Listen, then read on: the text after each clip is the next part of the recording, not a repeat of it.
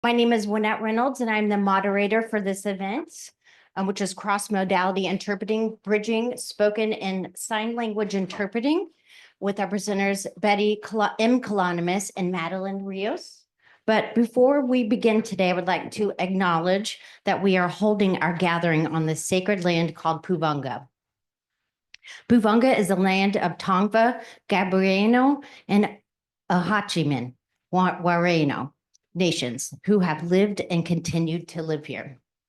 We recognize the Tongva and Achaman nations and their spiritual connection to the ocean and the land as the first stewards and the traditional caretakers of this area we now call Long Beach. As we begin, we thank them for their strength, perseverance, and resistance. And we also wish to acknowledge the other Indigenous peoples who now call Long Beach their home for their shared struggle to maintain their cultures, languages, and worldview and identities in our diverse city. And before we actually start, I just wanted to kind of get a quick poll from everyone. If you are a spoken language interpreter, please raise your hand. Excellent. If you're a sign language interpreter, please raise your hand. Yes. If you are an interpreting student, oh my goodness. All right. Excellent. Thank you. And lastly, if you often receive interpreting services, raise your hand. Okay. Wish we had a little bit more, but we'll get them next time. This is a little bit more geared towards interpreters and working interpreters. But first, I also want to tell you where the restrooms are for part of housekeeping. If you just go right out this door and go towards the Horn Center, when you walk in the building, you'll see the pyramid through the windows. That means you take a right, and then the restrooms will be to your left. And good luck on finding your way back. No, I'm just kidding. There's signs on the wall that tell you how to get back. Okay, because I got disorientated too. Okay.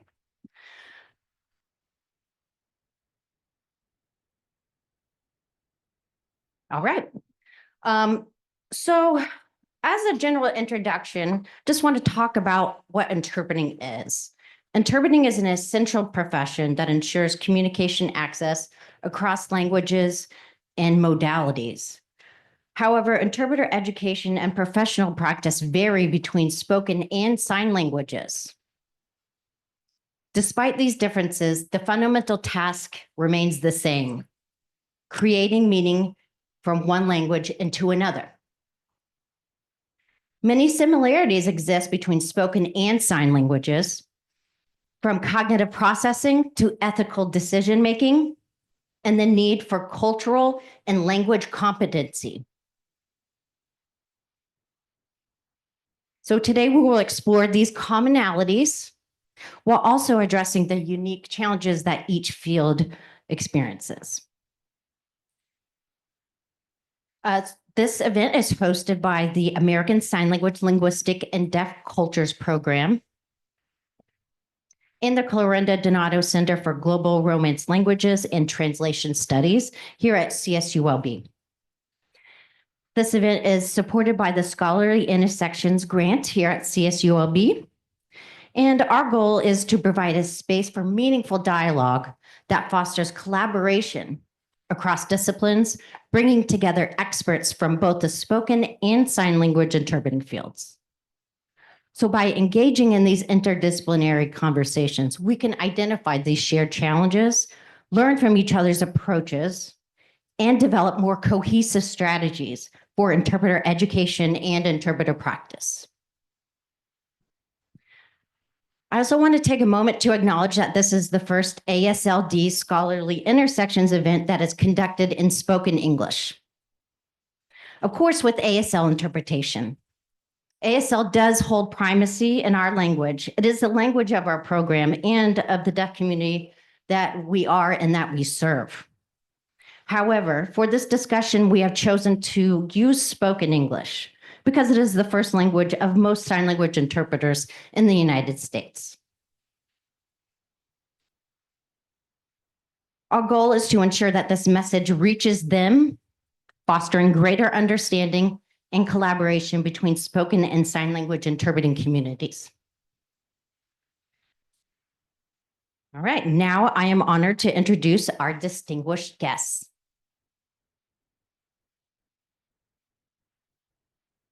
Our first guest is Betty M. Colonomos. She is the director of the Bilingual Mediation Center and a nationally recognized leader in sign language interpreting. She has developed the integrated model of interpreting. Many of you may know it as IMI. And she has 40 years of experience as an educator, consultant, and interpreter, working with post-secondary institutions and the legal system to advance interpreting standards. You can see all of our accolades there. I'm not going to read all of it, but just for your viewing. Okay, next we have Madeline Rios. She's an ATA certified Spanish to English translator and a certified Spanish court interpreter for the U.S. federal and California state courts. With over 30 years of experience, she specializes in legal translation and conference interpreting. She has taught translation courses at CSU Fullerton that are translation classes and consecutive interpreting here at CSULB. She has published extensively on court interpreting and translation practices. All right, next slide, please. Okay, so we will be starting with a 30-minute moderated discussion that has 3 questions. And then we will open the floor for audience questions afterwards. So we are going to actually have more time for audience questions because we would like to know what's on your mind and what you want to discuss today. All right, so I'm going to be taking a seat for this part of the discussion. Do you mind if I say something? I would like to encourage the interpreting students in the room to think about perhaps dividing your attention from watching the interpreters and going, oh, that's really cool. I'm going to do it that way next time. Oh, that was a good page choice. I know that that's what you're thinking. I've been in the field a long time. Okay. And I don't think that there's anything wrong with that. I think you can learn a lot from it. But if that's what you're going to just pay attention to, then perhaps you're not going to get what other things you could get from this conversation. So if you could divide your attention, you can watch the recording later. Okay, it's going to be recorded. You can watch it later and analyze it and discuss all the wonderful decisions the interpreters are making. But if you could try to plug into what we're talking about, I think it's really important to have your larger view of interpretation, sign and spoken, and how we can work together in this field. So I just want to throw that out.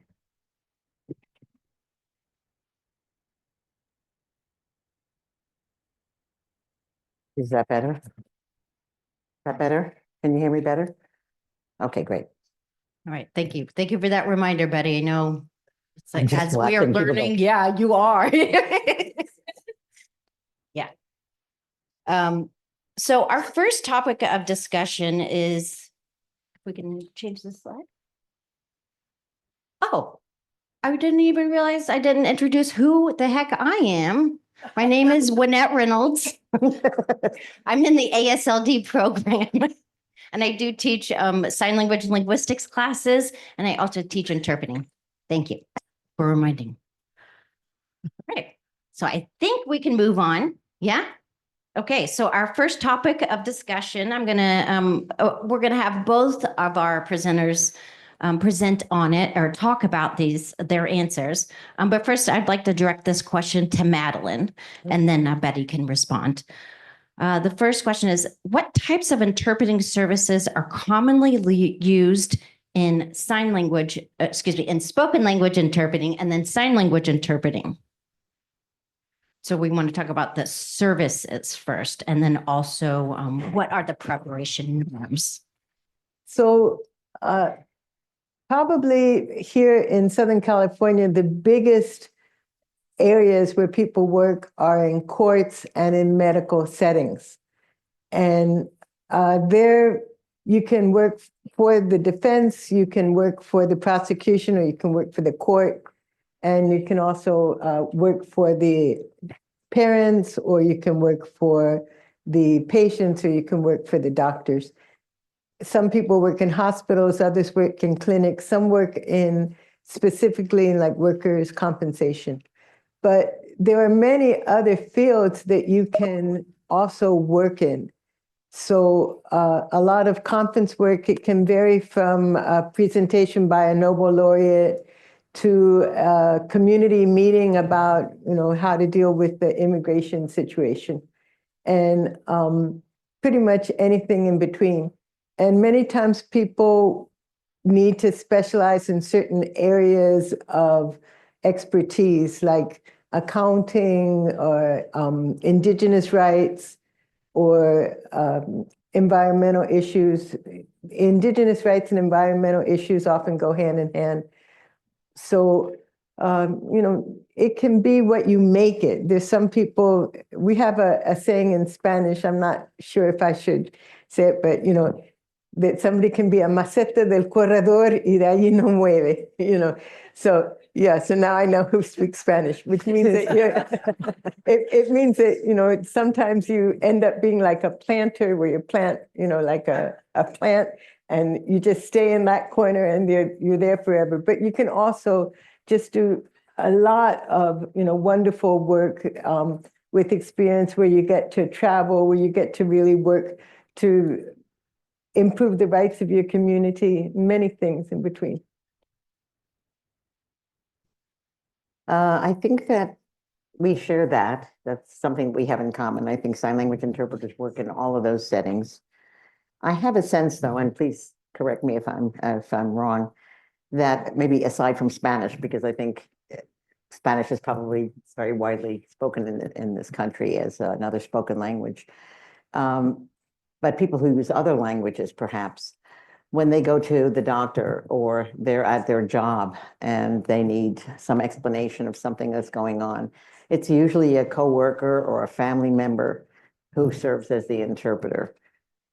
And in sign language, we have the law, which mandates that interpreting services are provided, which may or may not be observed. But I think that there are many of the spoken language mandate or the spoken language situations and settings that people work in are somehow connected to a larger system, whether it's an academic system, university system, legal system, government system. And that's true for deaf people who access those services. But I also think that there's a lot more relational kinds of interactions that are not with people of power and fame that deaf people want to have access to, and involvement in, that are not necessarily being provided for other languages, especially other than Spanish, that are not being provided for by people who have training, people who have some ethical role. And, it's nice to have your cousin come with you, but we don't know what they're going to tell the doctor, and we don't know what they may be pushing or not pushing from their own agenda or their own, personal interests. So I think that there's some overlap, and then there are some slight differences, I think. Yeah.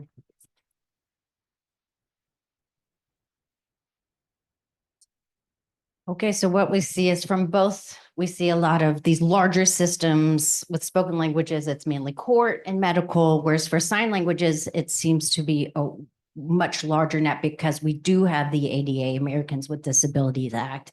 So we have interpreting that happens in educational systems, healthcare, anything, you name it. We also have many, especially in Spanish, we have many more bilinguals in those systems, so that you can go to a doctor who speaks Spanish, or you can go to you go in a classroom where the teacher is speaking in Spanish, because most of the students are Spanish speaking. So, yeah.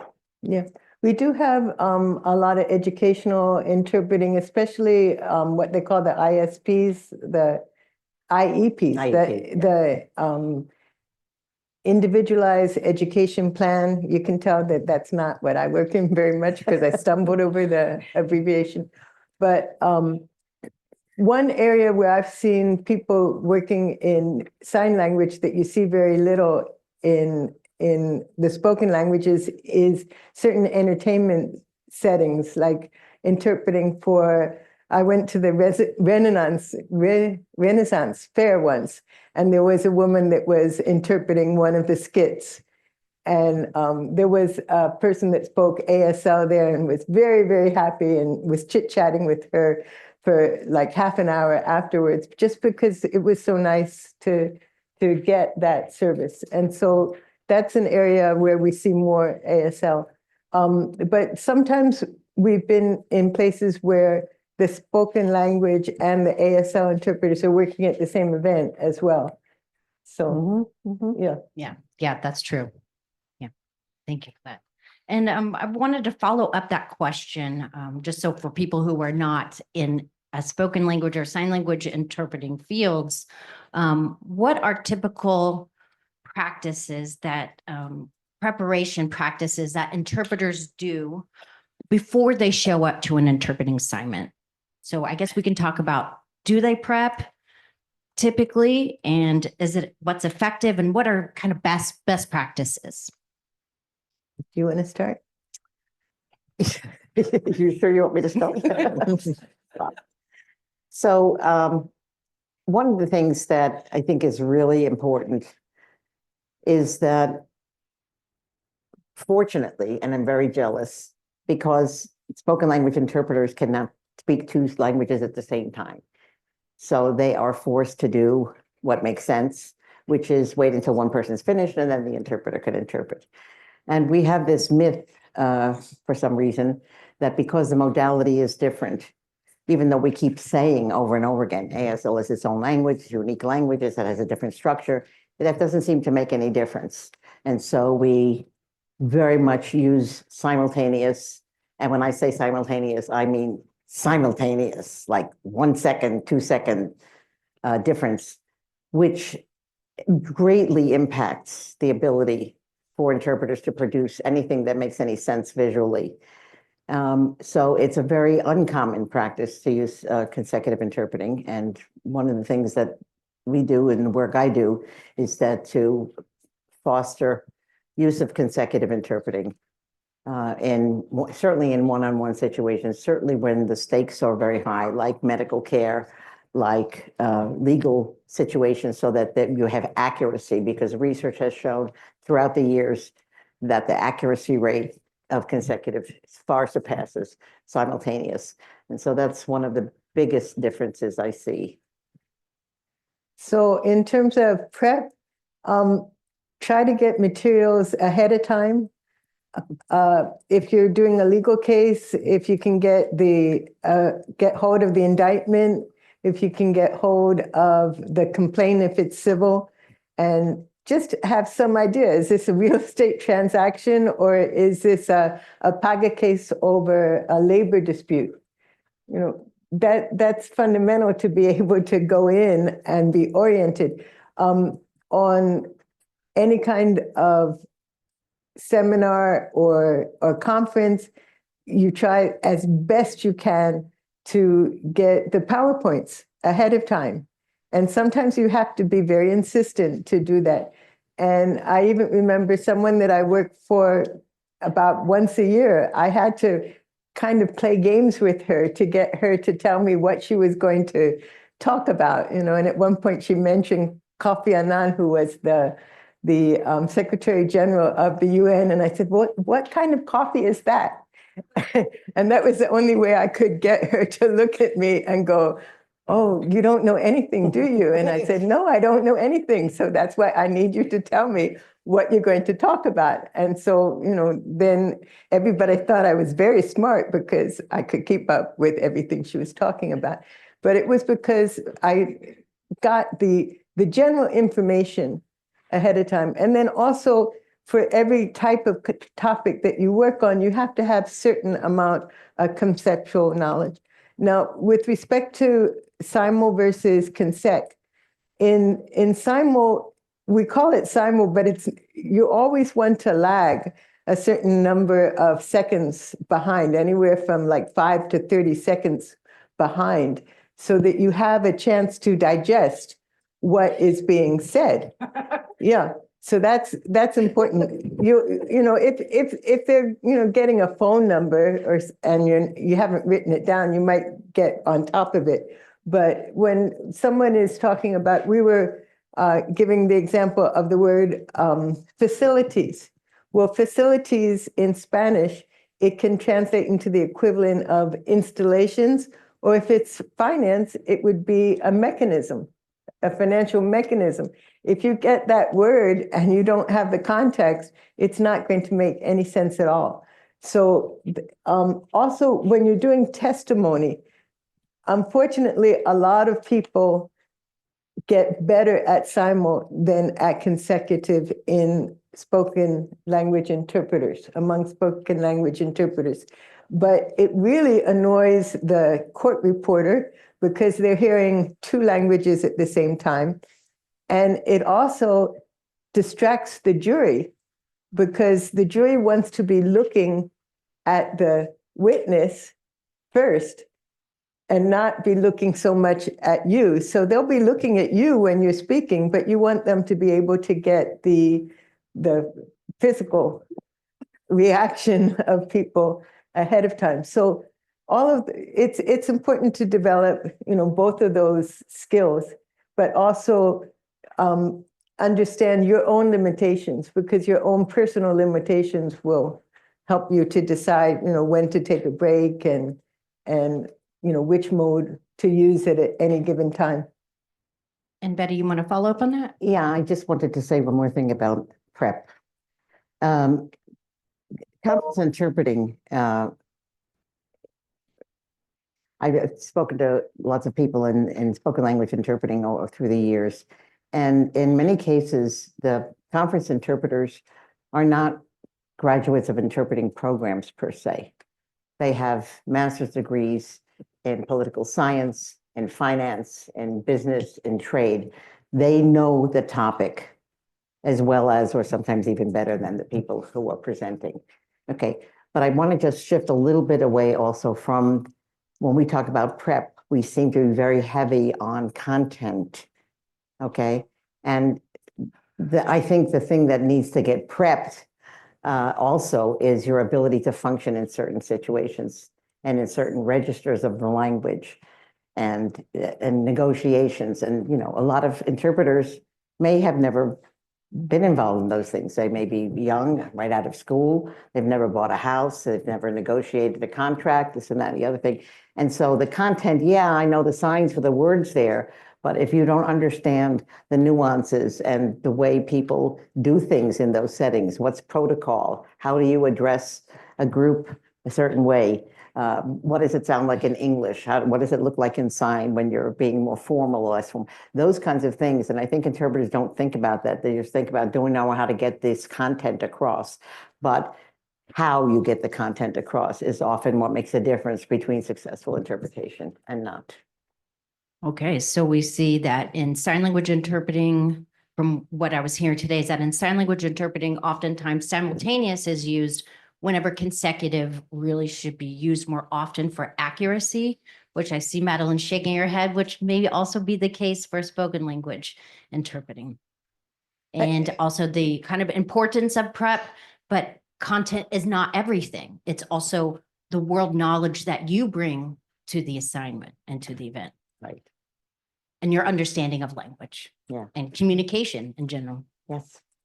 All right. Thank you.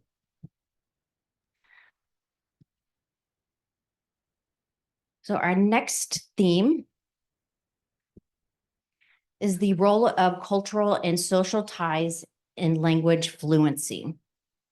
And the question related to this theme is, how do deep cultural and social ties to language community impact an interpreter's ability to be effective? Is it my turn to Yes. start? Okay. I think it's very crucial. And luckily, at least in court interpreting, the examinations that you take do measure that. So someone who has zero familiarity with cultural expressions or cultural values is less likely to pass the exam. So that's a good thing. But just in general, there's lots of examples where cultural sensitivity matters. And when we were preparing this, I gave an example of someone it was actually translating a document for somebody who was running for office in a labor union. And every sentence started with, I had to do this, and I had to do that, and I had to go to the printer. And the translation came out with the word yo, which means I, all over the place. Well, in Spanish, the verb has the pronoun in it. So if you put the pronoun plus the verb, you're just overemphasizing. And what happens is that especially in Latino culture, humility is a very important value. If you don't have it, you at least pretend to have it. And so I told her, no, you have to get rid of. I actually made a joke to her, which ended our friendship. That I took so many yo-yos out of your translation that I was ready to open up a toy store. So, and we had to change it, to make it more. It was necessary to do this. It was necessary to do that. So that was just, one very cute example of how somebody who had no clue about cultural values just was going to destroy what the concept was that we were trying to get across.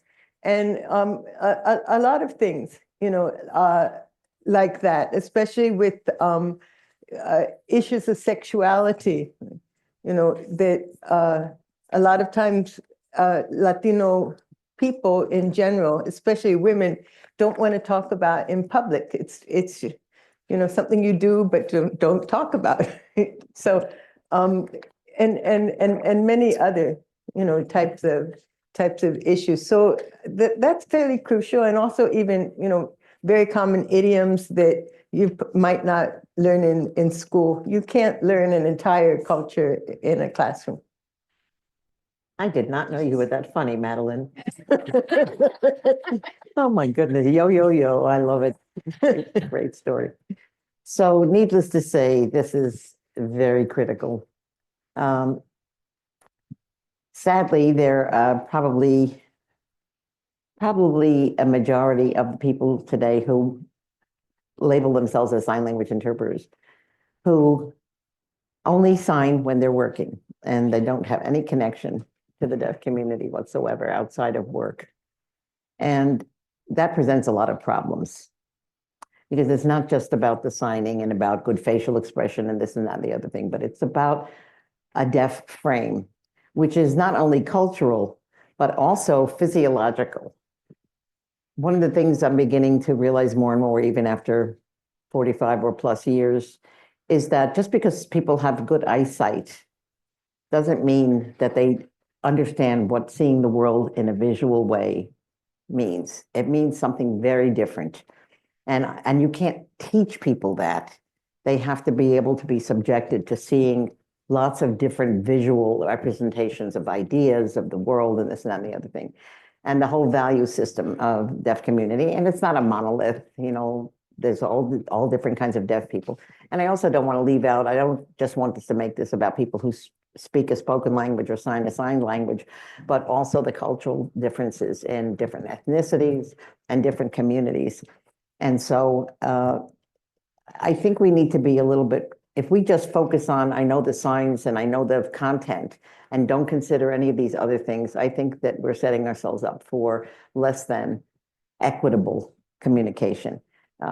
My example isn't funny, but it just to make the point, I was doing a virtual court assignment, and I've been doing this for a long time, and I'm confident that I'm capable of conveying the message. However, on the screen was a judge who was Black, two attorneys who were Black, defendant was Black, witness was Black, And there I am with my white face up there in the room, on the screen, and it was very uncomfortable for me. And besides being uncomfortable, I think that there were things that I was missing that were very nuanced and subtle that was happening in that room that I didn't pick up on.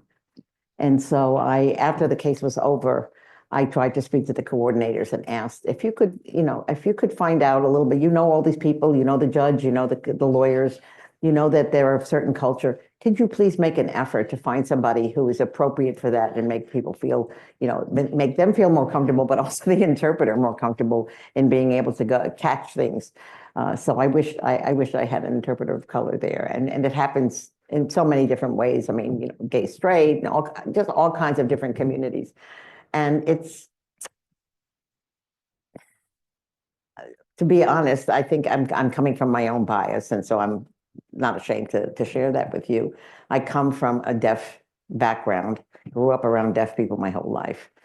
And to make a deaf friend because you need to have some validity in the community and I know how to sign and this and that, it's not enough. It's not enough.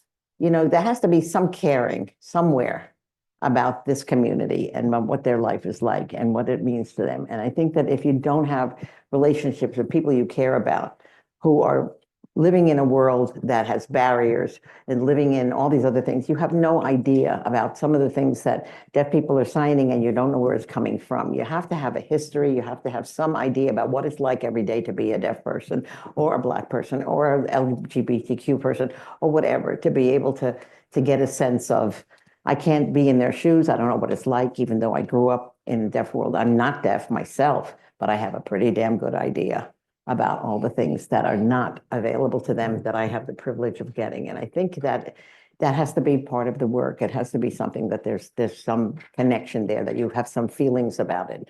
So I was just going to add one of the really classic problems of not being sensitive to culture in the Spanish-speaking world is the tú versus usted, the formal versus informal. We've had, policemen, who, did you read your rights? And then they use the informal. And so it comes to me to interpret, and I say, you got to write to an attorney. And they look, what do you mean you got to write? That's what he said. He said, tienes derecho, and the little S, that's the informal. And the reason why that matters is because it's intimidating. You're the person in power, and you're speaking informally to somebody who is being detained by you. That is just even more intimidating than if you had kept it more formal. So there's many areas where the cultural sensitivity matters, and you get it mostly from being part of the community, at least being very close to the community. So can we do 2, 2, 2, 2, 2, and then start ballet school? I'm trying. That's good.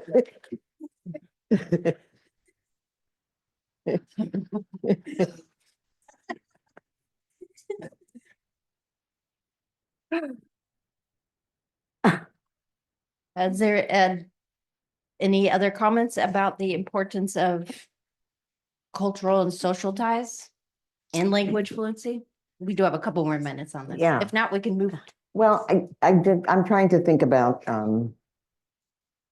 the fact that there are a lot of people who maybe don't live here in Long Beach, but who live in rural communities where they have limited exposure. That the people that they live around and with and have been with their whole lives and who then stay there are in a little bubble and everybody is the same. And that's fine. And maybe if everything was in person and you work only in your community, maybe that works great. But now with all this video interpreting, people are being put in situations where there are people who are completely in a different world and they have no clue what that's about. And so we maybe need to come up with some creative ways of expanding people's awareness about what the world looks like outside of their little environment. And the reverse is true too. And I'll confess to that. I grew up in Brooklyn, New York, with ethnic minorities and all different deaf people, hearing people of all colors, of all languages. So that's my norm. And I am not very familiar with a farmer in the middle of Nebraska somewhere and what their world is like. And so I realized that I have, maybe some ignorance about that and maybe some bias about that too. And so I need to understand what it's like for them. So I think that we need to not only talk about what's the good language match for this or that or the other thing, but to be able to get a little bit of a sense of what their world is like and not judge them as, having a bad attitude or this or that or the other thing when they have absolutely no opportunities to be able to explore those things. So I think that our education needs to be more global, needs to be more full, needs to be more deep and go beyond, what's the linguistic match for this and linguistic match for that and this content and that content, but really about people, because interpreters should be communicators and people who can read a room, who can pick up on cues, nonverbal cues, and can sense when people are uncomfortable. I mean, we need those skills because that should be coming across, because the people who have direct access to that person get those things, and the people who are coming through us are often lacking those things. And so their response may be inappropriate, or their impressions may be inappropriate of the people that they're listening to or watching. Thank you. Yes, this is a very important point. I'm sure we can talk about this a lot more. But I just wanted to kind of summarize to make sure we're all on the same page, that yes, cultural fluency, language fluency is very important. And cultural, for example, humility, like understanding how humility is important in one culture and how it's deemed in a message. How that can impact the relationship of the people in the interpreted event, and just the importance of actually understanding and knowing worldviews for those who come from a deaf community or disabled framework. Having that kind of compassion is important. And also, it also sounds like, again, just being a good communicator. Being able to read people, being able to read what isn't being said in an interpreted conversation. Can I throw out one example I just thought of? And I don't know why I didn't think of it before, but so one of the things that bugs me, because I grew up in a deaf environment, is frequently deaf people are seen as being blunt, which is an offensive word to me. So don't say it in front of me. Because they are direct, and because visually, when you're conveying certain ideas visually, it's more graphic and it's more in your face than if you use these euphemisms that we use in English and we pick words that don't quite actually say anything about what we really mean, but everybody knows what we really mean, but we're using these other nice words. And when deaf people sign things, it's just very clear what they mean. And so it's like, oh my goodness, you're aggressive, you're blunt, or this or that or the other thing. And being direct is not comfortable for the privileged power class. The more, listen to a politician, well, I shouldn't use that example. Before 2016, maybe you listen to a politician talk and they just don't actually say anything that they can get caught on. And, deaf people are just like, here it is. This is this is what it is. And there's no intent to be there. Deaf people can be aggressive and blunt, but it's very clear when they're doing that. That's not a normal everyday thing. And directness and clarity is of high value in the deaf community and may not be in certain segments of our society. So I'll leave it at that. As long as we're being critical, there is one practice that I don't like, and I've seen a lot of people in the Spanish-speaking community don't like it either. And there is one group of people that have been trained that when they're going to go to a public meeting, they start by saying, well, we are social justice interpreters, and then they give a 15-minute spiel that everybody has to listen to before they start interpreting. And From my point of view, interpreters generally should stay relatively in the background, and your social justice commitment comes out in what you do. So that's, one thing is, of course, you're going to, tell people what channel that you're on and, please speak to, one language or, technical issues that you have to deal with. But, try not to make yourself the star of the show because you're not supposed to be. So. Thank you. Yeah, and that's very relevant in both fields. Yes. Thank you. Yes, absolutely. Okay, and for our final theme, this question is related to interpreter training and pedagogy. All right, get ready, everyone. What are the most critical gaps in current interpreter training programs? And how can we address these gaps? I know it's a You get to very go first. wide question. You want me to go first? Yeah, your turn. So, boy, we only have 10 minutes, huh? Okay. So first of all, let me preface what I'm going to say by saying that some of the things I'm talking about are not specific to interpreter training. They're about the education system in general. Okay, so that's a big problem. And it just continues on into the programs. One of the things that makes me annoyed, I'll use a very hearing term, is that the skills that interpreters need, aside from obviously language, knowledge about certain things and ethics and all that, they all need. But the most important thing that interpreters need are what universities call soft skills. Belittling those skills as well. We can't teach soft skills. I'm sure you can't teach soft skills, but soft skills is everything when you're talking about dealing with people. Okay, how to deal with people. And while you can't teach those things, that's true. Hopefully, some people come into university with soft skills because their family and because of whatever their parents model and the people around them model, they pick up these skills. But a lot of places, that's not the case. And so while we can't teach those skills, they are critical for interpreters, and we have to create opportunities in the training for people to develop these skills. And that involves self-reflection. It involves figuring out what my junk is, cleaning house, and recognizing that there are certain things, and everybody's got baggage, everybody's got stuff, everybody's got trauma, we all have it, whatever it is.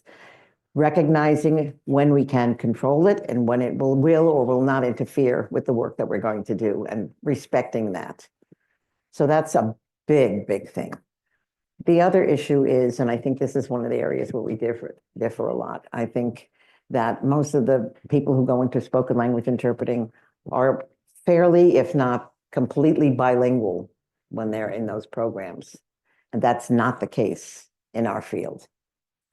Often people are coming into interpreter training programs without any sign language at all. And they take 3 or 4 classes, and then they go into interpreting. And from what I can tell, thank goodness, I'm very blessed. I don't have that opportunity, that experience. But from the people I know who are second language learners of ASL, it takes 10 to 15 years interacting with deaf people all the time before they get to be fairly fluent in the language.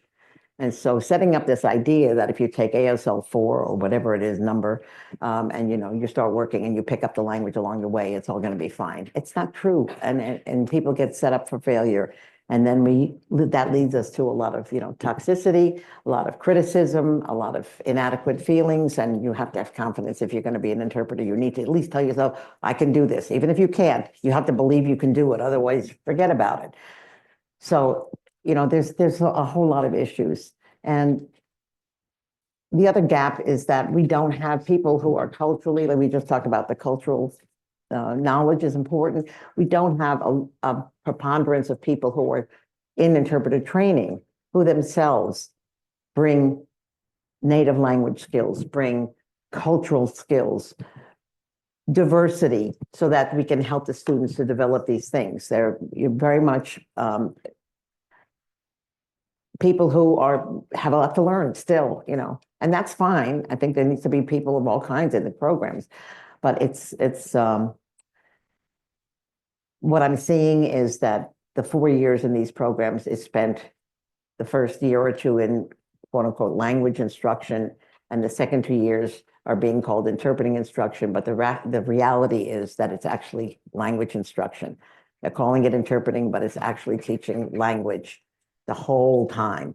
And there's very little focus on how you process information, how you figure out what to do in situations, how you make good decisions, all of those things, problem solving, flexibility, knowing when to get involved and change the situation or ask people to stop or rephrase or whatever. Those skills are not being addressed. It's just better signs, more signs, correcting signs, so forth and so on. And so, I mean, I could go on forever and I won't do that. But just one last word I want to mention, and that has to do with the pedagogy. And so the last 40 years, I have been working with a pedagogy that's extremely different from the Piagetian Western way of teaching that's very hierarchical, and everybody's on the same level, and you're a beginner, or you're an intermediate, or you're advanced, and all that other stuff, which is not what I see in the real world. That's not how people are. People are not levels. People may be really, really great at something and the other things that they're just beginning to learn. And so I use a different kind of pedagogy, which is very learner-centered. It's not about the teacher telling you everything about how smart they are, like you mentioned before, about the interpreters putting the spotlight on themselves. But a lot of what we do in the field, a lot of the professional development I see is just people lecturing about, I know this, and I did that, and I know this, and this is the right way, and this is the answer, blah, blah, blah. And people passively sitting there writing down notes, and I get my CEUs and blah, blah, blah, and that's the end of that. And what I think we need a radical shift in getting people involved in their own learning, because an interpreter is the only person who can figure out what interpreting is on their own. They can't be taught to interpret. They have to figure out what's happening, what am I doing, why am I making the decision? This voice in my head that's telling me, you're gonna forget, hurry up, hurry up. It's getting in the way, and that's the reason I'm screwing up, not because I'm a bad interpreter. I mean, all these other things that I'm saying happen, so I could go on, and I'll shut up right now. Okay. Take a pause. You won't shut up. I'll take a That's pause. okay.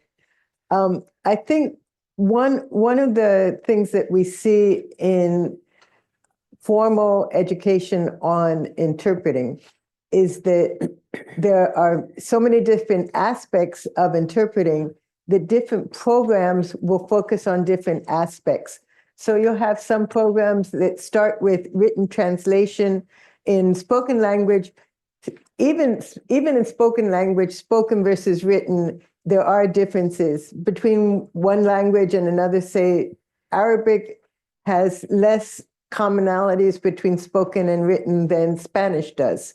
Spanish, there's quite a bit of overlap, but I do a lot of written translation as well as interpreting, and I know a lot of people that are very good with the spoken language, but fall apart when it comes to writing. So we have that, but you do get a lot of polish and understanding of stylistics from written language, so the programs that start with written translation and then go into interpreting, that's one approach which I find to be very useful. There's others that they just focus on, memorize all these glossaries and spend a lot of time in the lab and get your speed up. There's others that, for instance, the Monterey Institute, or I think in Monterey. yeah, sorry, 1R. It's 1R up in Monterey, California, but it's 2Rs in Monterey, Nuevo Leon. But there's I think it's Georgetown University. They specialize a lot in diplomatic interpreting, and they have a lot of gaps when it comes to legal. I've worked with people that graduate from there, and words that are common in a contract in Spanish, they don't even recognize them. So one of the things that I suggest to people that I've worked with is do not just go to one program. You know, if you're studying here and you're studying interpreting here, find another program afterwards and go through it again and again. I've gone through maybe 3 or 4 programs, educational programs, and so that helps. Some of the other things is the issue of some programs segregate the Spanish from the English. So if you're going only into English, you'll only be with other English speakers. And there you see a lot of problems with lack of cultural, understanding.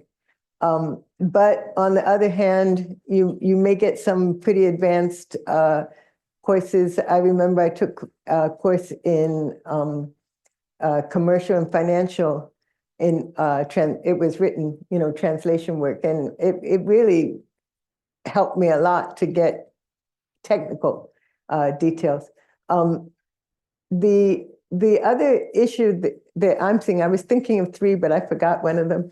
But another issue that I'm seeing is that a lot of times in academia, they're just starting to realize the importance of practical knowledge coming into the universities. And so there was one school, I won't mention it by name, that had a really hard time trying to find somebody to head up their program because they wanted somebody who had advanced practical knowledge, but the pay scale was only based on their academic achievements in approved university courses.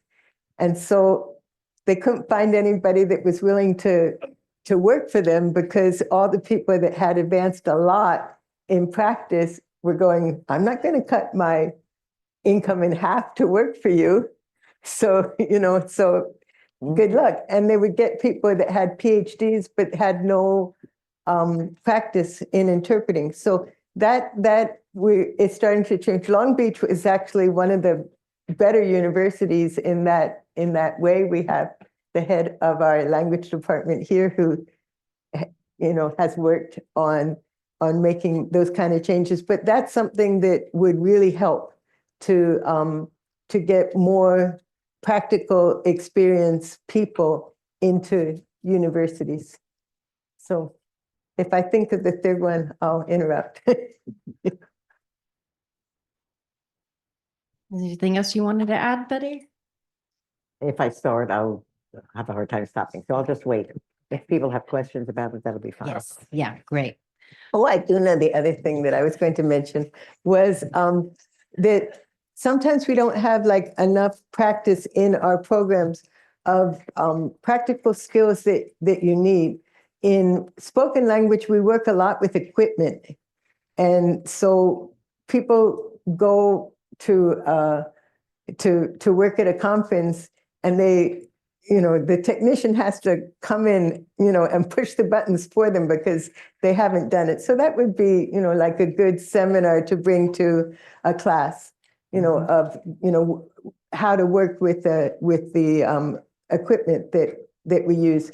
And also just working in pairs, how to work as a team. Because when you're in an interpreting booth at a conference, there are people who just, when they're 20 minutes off come, they go and get a drink of water every 20 minutes that they're off. And that's, and then their poor booth mate is sitting there and gets stuck on a word, and it just, the whole world that is watching over Zoom doesn't know what was said because your booth mate could have written it out for you and you could have gotten it in the next sentence. So you want to, learn how to be supportive of each other, not interfere too much to the point where you're distracting the other person, but also learning how to support your booth mate is another important skill that would be good to incorporate into the school. I'm going to jump into in. this. I'm so glad you brought that up. So for those of you who are watching the interpreters, watch the teaming that's going on here. Big time. Big time. And that's something that I think that we have the same problem. We have interpreters who 15 minutes on, 15 minutes off, they go off. They're on their phones, they're in another room, and there's no way for the person to get any kind of support. And so we have to really need to remember you're working all the time, different capacity. A support person, the person who's actually producing the target language, that may change, but you're all working all the time doing different things. And so I've heard so many horror stories about when a team is not there, or even when they're physically there, they're still not there, or when they're physically there and what they're doing is not helpful because they're not following that person's process. They're using their own idea about what it should be and throwing things at interpreters and completely throwing them off. And just so many issues. So we really need to work on that a whole lot. Yeah. And of course, when you are working in a team, you should always remember your purpose is to support the other person, not to, tell them that they're dead wrong. Yeah. And unless you can do it in a nice way that will help the person improve relatively immediately. Because, when you get an attitude of being destructive toward the other person, the audience is mostly listening to you as a team. They're not trying to figure out which of the two of you is better. They want to know, they want to be able to walk out of there and say, I understood everything. And I, depending on the content, I enjoyed everything, or, like I was moved by everything. So you always want to lift up your booth mate. Thank you. Mhm. So what it seemed like the gaps that we identified through this conversation was the lack of learner-centered learning, or learner-centered, learning in the classroom. Student-centered learning. Student-centered learning. Yeah. So instead of having it be instructor-led, it should be learner-led, student-led. Also, this concept of skill building, not just jumping right into simultaneous interpreting, but first starting with translation, consecutive, and then simultaneous, as well as the importance of just having self-awareness about who you are, what your triggers are, your abilities to put that aside while interpreting, and just practical knowledge about the world Mhm. and teaming. And teaming. And teaming. Teaming's a big one. Amen. Teaming, yeah. Okay, thank you. All right, well, the moderated questions section is over now. So as we move into the Q&A, also feel free to go to the restroom if you need to come back. It's not a big deal. Well, it's okay if you have to go. You're humans, you have a body. But as we go into Q&A, we encourage questions that build on discussion and explore solutions. When asking a question, please state your name, your affiliation, and then ask your question. We ask that you keep your questions focused and brief so we can hear from multiple perspectives. Also, try to avoid repeating questions that have already been asked. And most importantly, we suggest that you use one language at a time when asking your question, either spoken or signed, so that our interpreters can provide clear access to all participants. And we also suggest that you use your first language to ask a question.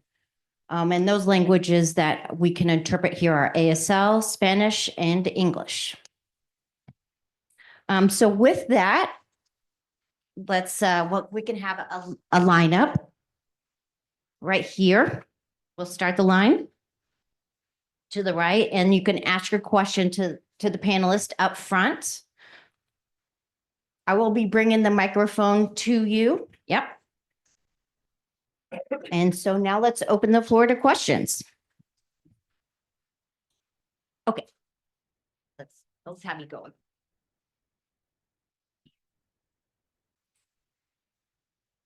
Thank you for sharing your knowledge. I appreciate it. My name is Benny Barber. I'm a sign language interpreter. And my question is directed towards the spoken language interpreter. Being a sign language interpreter, there is a sort of culture in where we go to an assignment, we have another ASL interpreter as a team, we do the job, and sometimes we like to stick around and have that debriefing session. And there's an ask for feedback, and we discuss what happened and all that stuff. So my question to you is there any type of culture that you have as a spoken interpreter? Do you guys have debriefing sessions and talk about skills or things that you might have been like, you could have said that better, let's talk about that type of way? Oh, okay, I have my mic here.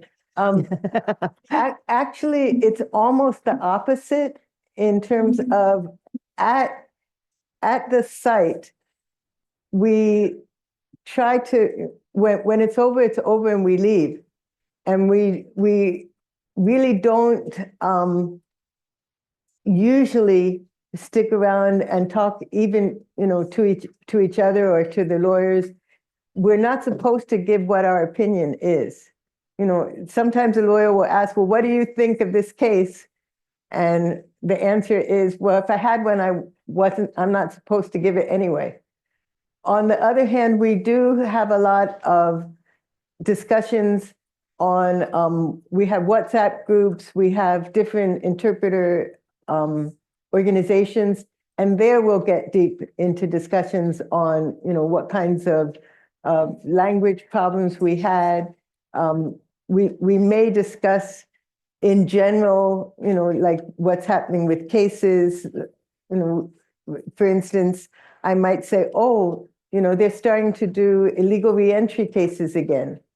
But I wouldn't say that in the hallway, right after that sort of a case. That is considered to be non-professional. So the especially in legal interpreting, we're supposed to be completely neutral and objective, and our job is to interpret while we're there. And then if we want to discuss anything, it's in a completely different setting. Betty, did you want to follow up on that?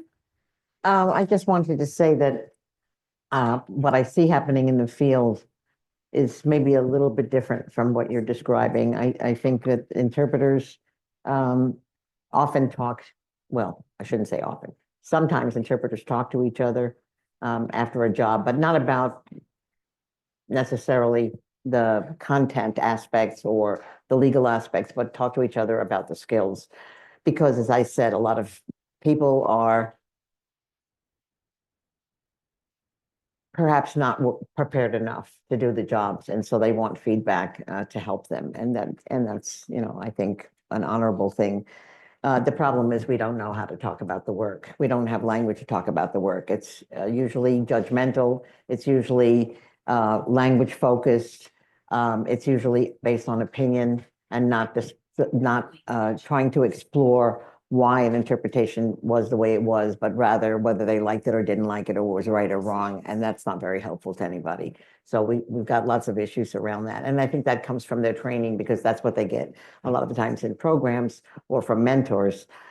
So they continue on that practice. And there's a lot of toxicity in our field. I don't know about this specific area, but I speak to interpreters from all over the country, and many of them run away after a job because they're afraid to get negative feedback or things that'll be hurtful, and that's not a good way to have a profession develop.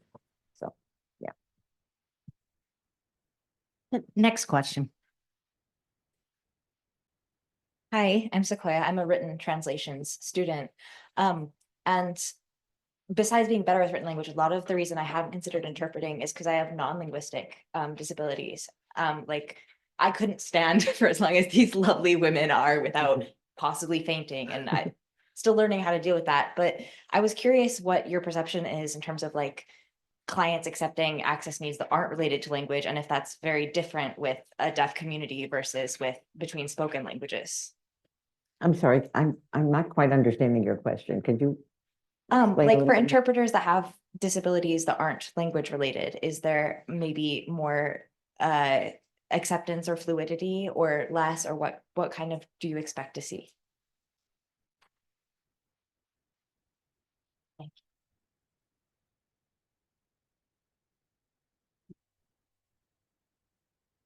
I guess my first reaction would be to ask deaf people about that because I'm not sure that I'm qualified to answer that question. I think that everyone has gifts. And I think that if you have gifts in certain areas, that you can provide some meaningful communication access to people in whatever way you can do that. And I don't see any reason why if you're putting to use your gifts, that people wouldn't benefit from that. So I'm not sure that, I think the issue is whether you have certain disabilities or not. There are interpreters who shouldn't be doing jobs without any disabilities whatsoever. And so I think that that's the issue is, what are you good at? And if you're learning or you're still in the process of not being proficient enough, that's when you need a team to complement you. That's what you have to find other ways, to supplement that. So we need a lot of people who can do translate. I think we don't, in our field, there's not enough actual distinction made between translation and interpretation. A lot of the work I see happening is really translation focused, and people are only trained to be interpreters. So if you're if you're good at translation, even though you may not be able to perform the target language, for example, or you can't stand or whatever, you could do a lot of the work, the translation work ahead of time to help the message come across clearly. So that's the only way I think I could answer that. But in terms of what people's feelings about certain kinds of disabilities, I think that would be up to the consumers to decide. Yeah, in the interpreting world, we do have a small number of interpreters who are blind. It's a little harder to pass the exams when you don't have access to being able to take notes, but they're excellent interpreters. And the only problem that you would have would be if they ask you to do what we call a sight translation, if you have to read something, but people are accommodated when the other disability that some people have are mental health disabilities, and people with that sort of situation tend to try to work as independent contractors so they can manage their own schedule better and take off the days that they need to take off. And one of the nice things about written translation is if you hit 1 o'clock and you're too drowsy to go on, you can sleep for 2 hours and then come back to it. So just the we don't really have like a policy per se on it, but assert your rights and you're more likely to get them. Yeah. Thank you. Yes, come, oh, there we have, maybe next.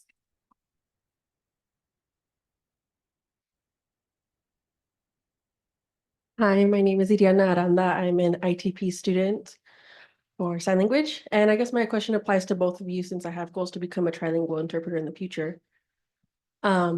You've explained an emphasis on teaming, which I'd like to discuss. It's something that many programs tend to overlook.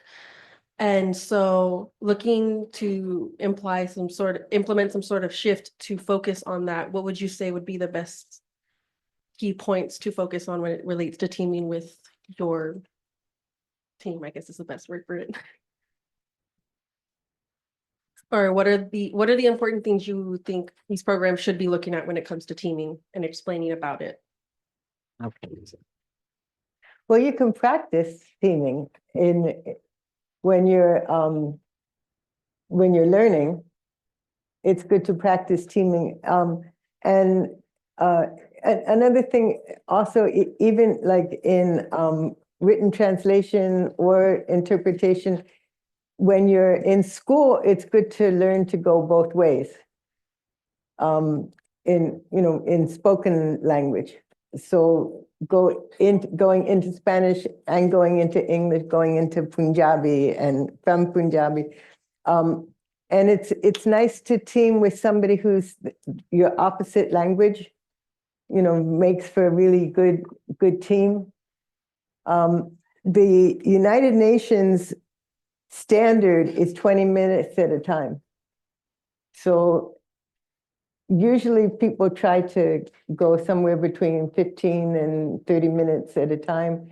20 minutes at a time seems to be the most popular, and in part because you can always quote the UN. If it's good enough for them, it's good enough for me. Yeah.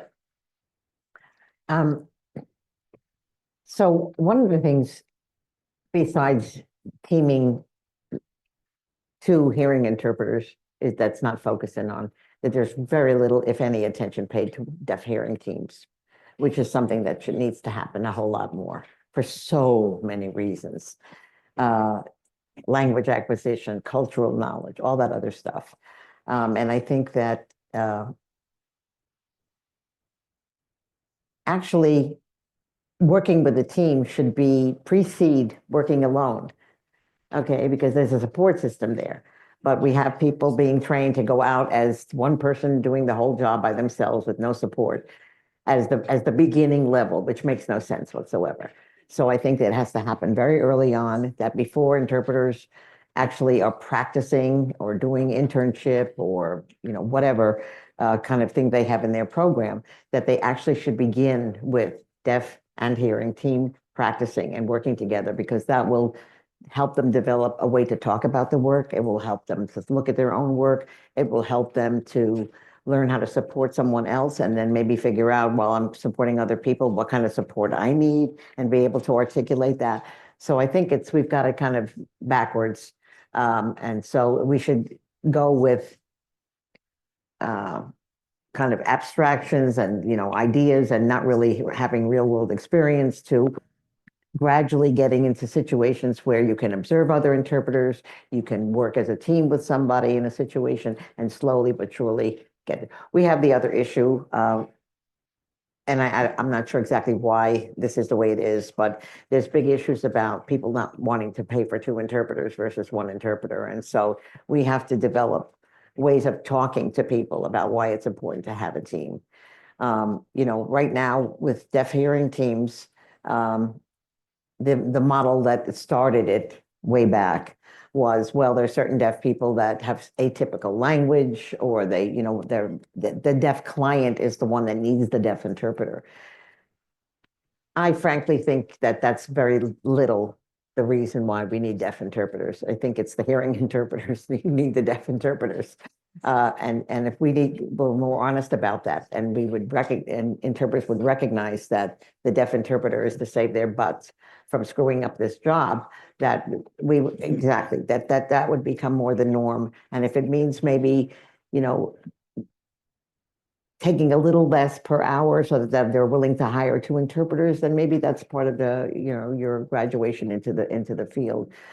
So yeah, I just think it has to, I think it's, and another thing is going from ASL classes to simultaneous interpreting. It makes no sense whatsoever. So translation activities where you have time to think about it, you can ask questions, you can do research, you can, do a rough draft. You can, okay, how can I make this better? Giving people time to get to see how good the product can actually be, rather than, just dive in and then this is what it is, and I couldn't help it because they were talking too fast or I didn't understand the blah.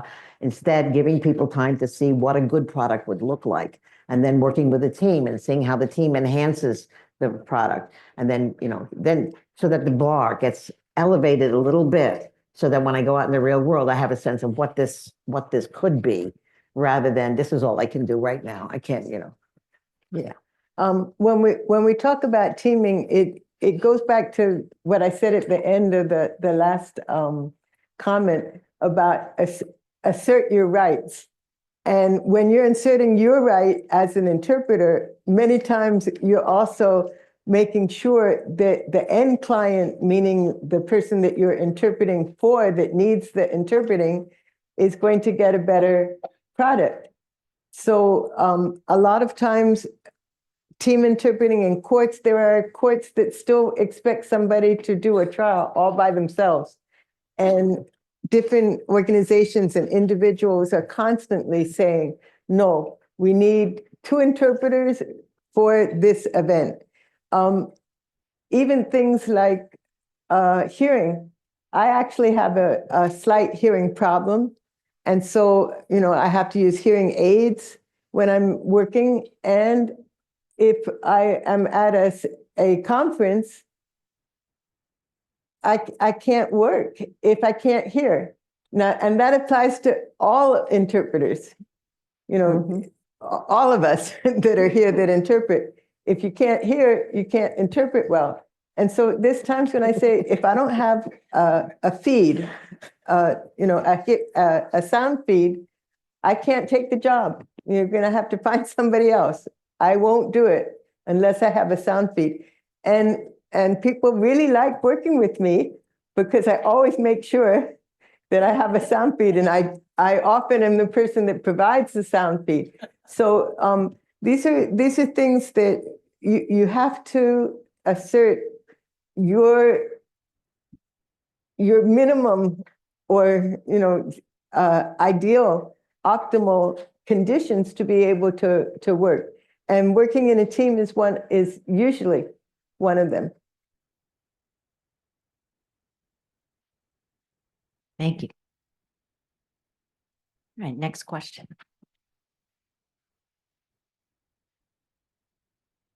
Hi, I'm Hope Simon. I'm a sign language interpreter.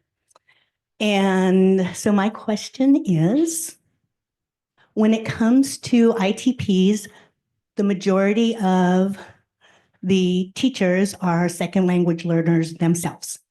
And so they don't even know the nuances or maybe even the culture of the community of whose language that they are teaching. So can we maybe get some advice on how we as allies can change or improve this situation? That's as nice as I can put that. Good job, Hope. So I think it goes along with the same idea about people not having any screening mechanisms for allowing somebody to go into an interpreting program. That seems to be the norm. You don't have to have any kind of language. Most programs do not require adequate language skills. I don't know about spoken language. All I know is that, again, and my information is a little maybe outdated, I don't know. But in spoken language programs, you need to be native and near native in a second language, and you need to have a third language, which you're pretty good in, and you only work into your native language. I mean, for conference interpreting, those are the kinds of standards they have. So the standard for teaching in a program, I don't know what those standards are. I don't know if they're, usually it's based on degree, an academic degree. Are they certified interpreters? Things like that, which may or may not have any relevance. I know that, Madeline, you mentioned before something about most people pass the culture, the test. I don't know that our certification even has adequate examination of cultural skills or anything like that. So that's another problem. So I don't belabor the obvious. We have serious problems, but what can we do about it? Well, so here's some pretty practical things.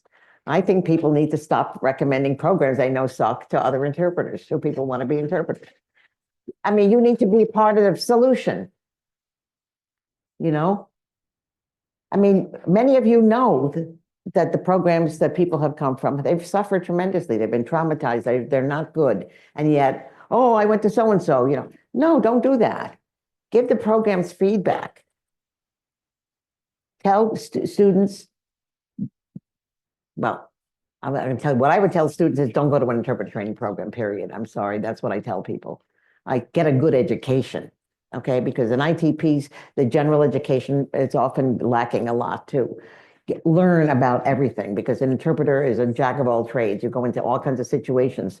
Get a good liberal arts education if you can, and you're interested in a specific area. great. If you like math, if you like history, there are deaf people working in those fields. It would be great if you would major in a topic where deaf people have jobs, and then you don't have to worry about learning the vocabulary because you already understand the topic, and you can learn to become an interpreter in other ways. So that's one thing. I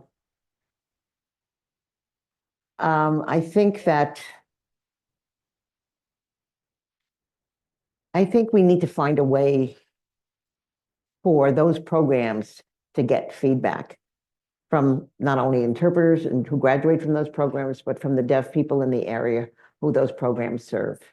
And, and again, that's tricky, but I think that we need to help deaf people develop ways in which to giving feedback is like the interpreters were not able to, handle the situation, or the interpreters seem scared to death, or the interpreters don't, when I raise my hand to finger spell, they look like they're going to pass out, or, things like that, so that they get an idea about where the gaps that are impacting the community are. And again, I think activism, I think we're, in so many ways, and I won't go into politics, but in so many ways, we just don't open our mouth. We have 135 programs in this country. And, there's a handful of them that I would allow anybody I care about to go to. And also the students, we need to encourage the students. Ask them to hire more deaf teachers. Ask them for, I want more practice. Ask them, I want teaming. I want to, and make demands of the program. And when they fall short, then they will lose students. And that's the only thing that's keeping them open, is they want numbers. And if their numbers dwindle, they shut down. And that would be very helpful. So those are off the top of my head, some suggestions. Yeah. From my conversations that I've had preparing for today, I understand that this is more of a problem with the sign languages than it is with spoken. But we do also have the issue of most programs are 100% adjunct taught. And so you always have the problem that adjunct pay is not really good enough. So you get people that they really, really, really care about education, so they go into the program, or on the other hand, they have nothing going for them, and the only thing they can get is an adjunct position. So what that means is that if you're going to recommend a spoken language program, make sure that if you're going to go to one, find people who have gone to it. See, is that a good program or not such a good program? Because it can vary from one place to another. The issue of people coming into the program not knowing the language well enough, we sometimes have that, but most of the people that study interpreting are either well, you have like three types. You have people that have learned in the community, though it's their second language, which, it may be pretty good or it may be not so good. You have a lot of heritage speakers in the United States, people who, they spoke it to their grandma, and or they spoke it to their mom at home. But so, their accent is good, their grammar is pretty good, but their vocabulary is weak, and they'll have a lot of false cognates. That's very correctable. I would say anybody who's a heritage speaker who wants to become an interpreter, go study, take courses, that can be overcome. And, some people put down heritage speakers, and there is weaknesses connected to being a heritage speakers, but they're very much overcomable. So that's what I would say. And you do want to be careful to make sure that people have, just basic, language before they try to become interpreters. Yeah. Or teachers. Yeah. Yeah. Well, the other thing is, this is an issue that we actually talked about a little bit before. I don't understand exactly why this is the case, but for some reason, criteria for teaching people how to do this extremely difficult, challenging, wonderful task of interpretation, that the skills that they're required to do that has anything to do with somebody's ability to interpret. Why is the assumption is that if you're a very skilled interpreter, you are a wonderful teacher? Where did that come from? I don't see the connection. But yet that's what's rampant in the field. Top interpreter, good, go teach a class.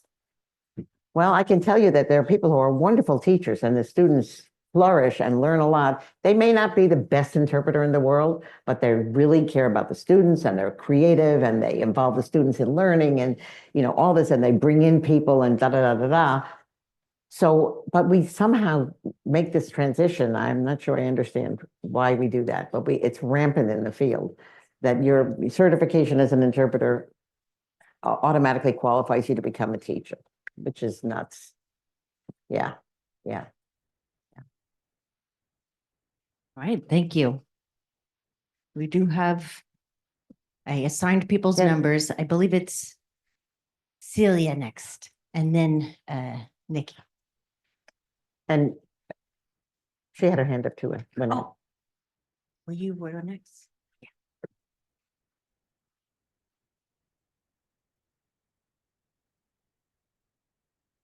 Hello. First of all, thank you so much for coming. It's been a pleasure and an honor. I guess my question is, as a interpreting student at an ITP, I'm getting my associates and I feel that I'll probably still have more training to do before I'm work ready and certifiable and all that. And so in the interim between finishing my ITP and being ready to, let's say, do an assessment for a VRS agency or something like that, what would the process of not losing my skills, of improving my process management and all that stuff look like? Because I know you mentioned that I feel like I'm also working on my language learning in the program and it's been really instrumental, but I know that that means my process management and interpreting skills might not be where I want them to be at the end. So I guess what is your advice for managing that as a post ITP student? And thank you. Okay, don't give the mic away. Hold on to it. What do you think would help you? Definitely continuing to communicate with the deaf community, watching content in ASL, getting different signing styles and stuff like that. Okay, so you would But- describe some language enhancement things. Now, what about this process thing you're talking about, the stuff that you're not working on? What would help you? I mean, I think that the main thing that I'm worried to lose is voicing because that's already my weak point. And so just maybe finding places where I can comfortably practice voicing without disenfranchising a deaf person in the process, perhaps. Any other things you can think about? Why do you think voicing is your weakness? I think there's a level of cohesion where if one detail isn't 100%, then what comes after that maybe connects to that original detail may not be reinforcing the next points that the signer is making. Okay, so bear with me for a minute because this is very interesting to me. So English is your native language? English and Hebrew, yeah. Okay, so you're going into a language that you're pretty proficient in, right? You mean English? Yes, English. Okay, great. So it's not English that's the problem. So why do you think, what's making you have these things that you just described to me? What do you think is the reason? I'd say lack of complete fluency. I have In been what? In what? ASL. Oh, so it's comprehension then. Yeah, I mean, I think that it's also a confidence issue that I was impacts waiting for that. because I learned, Okay, there we I go. learned ASL when I was 14, but then I stopped practicing for a while and now I'm coming back in and relearning. So if you don't get every single thing, something happens in your head and right. Okay, but I want you to get that because it's got nothing to do with English. So it's about those voices I call committees that tell you right away, I missed that. Everything is gone. The whole world's gone to hell. I fall apart. And that's what we need to help students work on in the programs right then and there. That reflex, that fear factor, that thing that screws everything up. I don't know about you, but I know that when I'm speaking to people in English or signing to people in ASL, and I may not hear every word or see every sign or understand them, I don't fall apart and give up on trying to understand them. So I think we have to stop that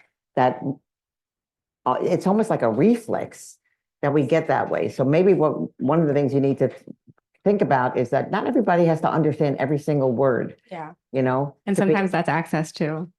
Yeah. Yeah. Right. So it sounds to me like you have some pretty good ideas about how you would improve. You don't really need me to tell you anything. Thank you. I guess you're just such an expert. I really wanted to know what you Well, might be able to. what I'm expert in is that what people need is a little bit of time and some dialogue with somebody to help them figure out, oh, it's really about this, or it's really about this, or it's about, you know, that stuff that goes on, that creates the disfluency. And we keep putting it on language problem, language problem, language problem. It's not so much that. It really is more about the fear thing and all the other junk that we're sometimes our own worst enemy. So you keep working on it. You'll be fine. Thank you.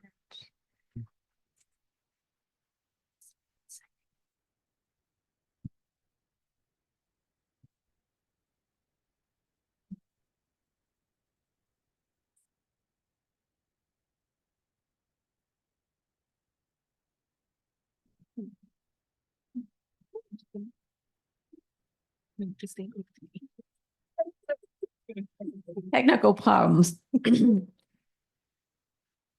Hi, my name is Trisha. I am a deaf interpreter. I was the first deaf interpreter at Cal State Northridge interpreting program. So I have a question and either of you can answer it or both of you. In the classroom, you'll have a teacher and a majority of hearing students, and then you have the sole deaf student. And then there's an issue of perspectives and privilege. Because it seems like in terms of instruction, I would prefer having a deaf and hearing co-taught classroom. And so for me, it's a question of privilege in the classroom. So I don't know if you have any thoughts on that, because it's happening now. And so for those deaf native signers going into these ITP programs, we're kind of left out.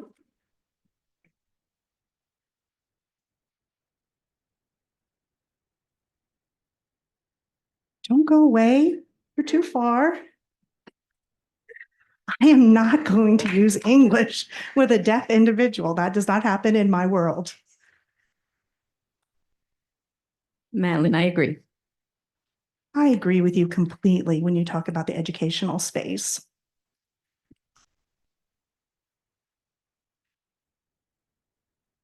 These discussions have not taken place even at the national level with the Conference of Interpreter Trainers in terms of how do we educate deaf individuals and as interpreters.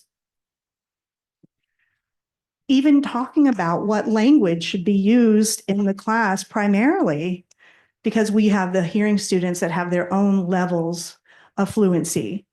We also need to talk about the frame that each of these individuals come from. It's not just a deaf frame or a hearing frame, but we're thinking about the cultural differences of each individual.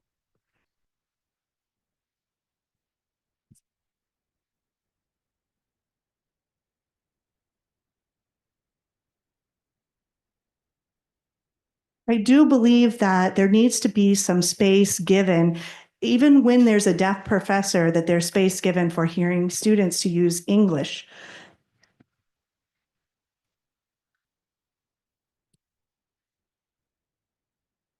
And there's a lot of feelings around having a deaf instructor giving feedback on spoken English.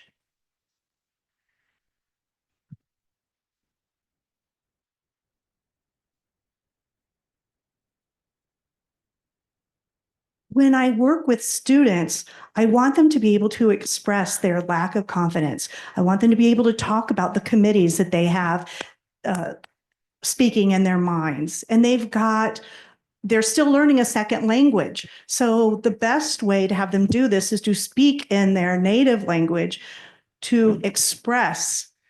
I'm sorry. Not only is my phone going off, but my watch is going off, but I hear it through my hearing aid.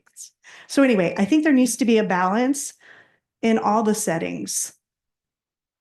I think it needs to be completely ASL in some settings at some times, and I think there needs to be a blend.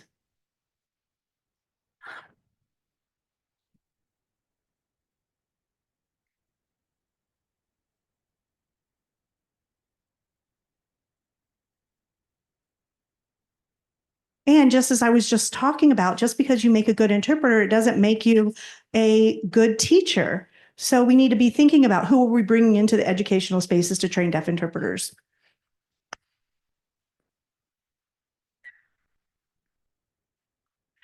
And in those spaces, deaf interpreters also have to be taught about how to look at their issues as well. Well, I also think about the perspectives, like you said, the framing. So when you have a framing that's very deaf oriented, I mean, that's what we bring to the classroom. But then you also have to be bicultural because there's a hearing frame that's different than ours.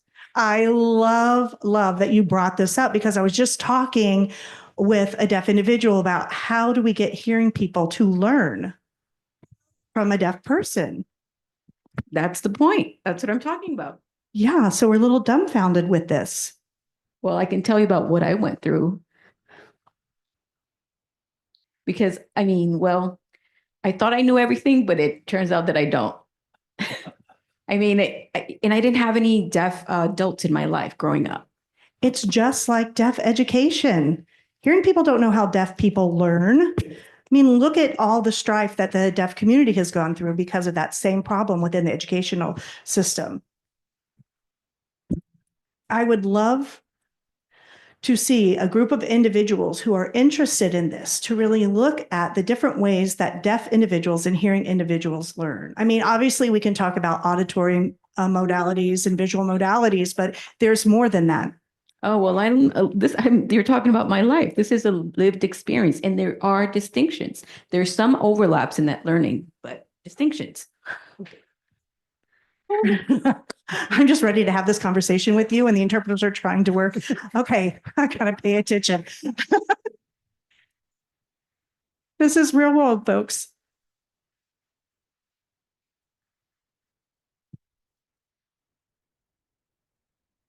I honestly don't have an answer for you. I just don't know. I don't know the difference between how a deaf person learns and how a hearing person learns. That would be fantastic research. Do some really in-depth research about what the differences are between those learning processes. What is the journey of those learners? Because I honestly have no idea. I mean, I have intuitions about what it might be, but I don't have the answer for you. I think it's a great question. And answering it is going to have deaf individuals and hearing individuals working together cooperatively. Yes, that's what I'm thinking. More collaboration, more cooperation that will allow more accessibility of deaf native signers, because at this point, we don't have even access into these academic ITP programs. Thank you so much. I appreciate your question.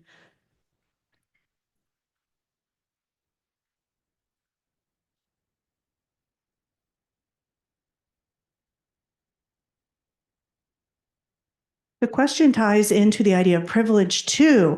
How do learners, or is there a way that learners learn best from a privileged group versus a marginalized group? And who gets into that space?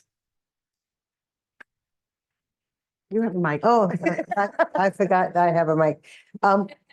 Just something that we see in general is, as much as we as interpreters like to think that we are just fantastic in providing 100% bridge to overcome language gaps, if you can have communication directly in your own language, people just respond better. And we've seen, for instance, in the Spanish-speaking community, if you have people that are listening to the interpreter, well, that gives them a certain amount of ability to participate. And there are some people who can participate very well, even, not getting intimidated by the fact that they're the ones that are listening to the interpreter. But I've been at a few events where the event is in Spanish, and then maybe 10 out of 600 people that only speak English, they're the ones that have to listen. And it's so much of a different dynamic. Nowadays, we have a lot of immigrant rights meetings in communities.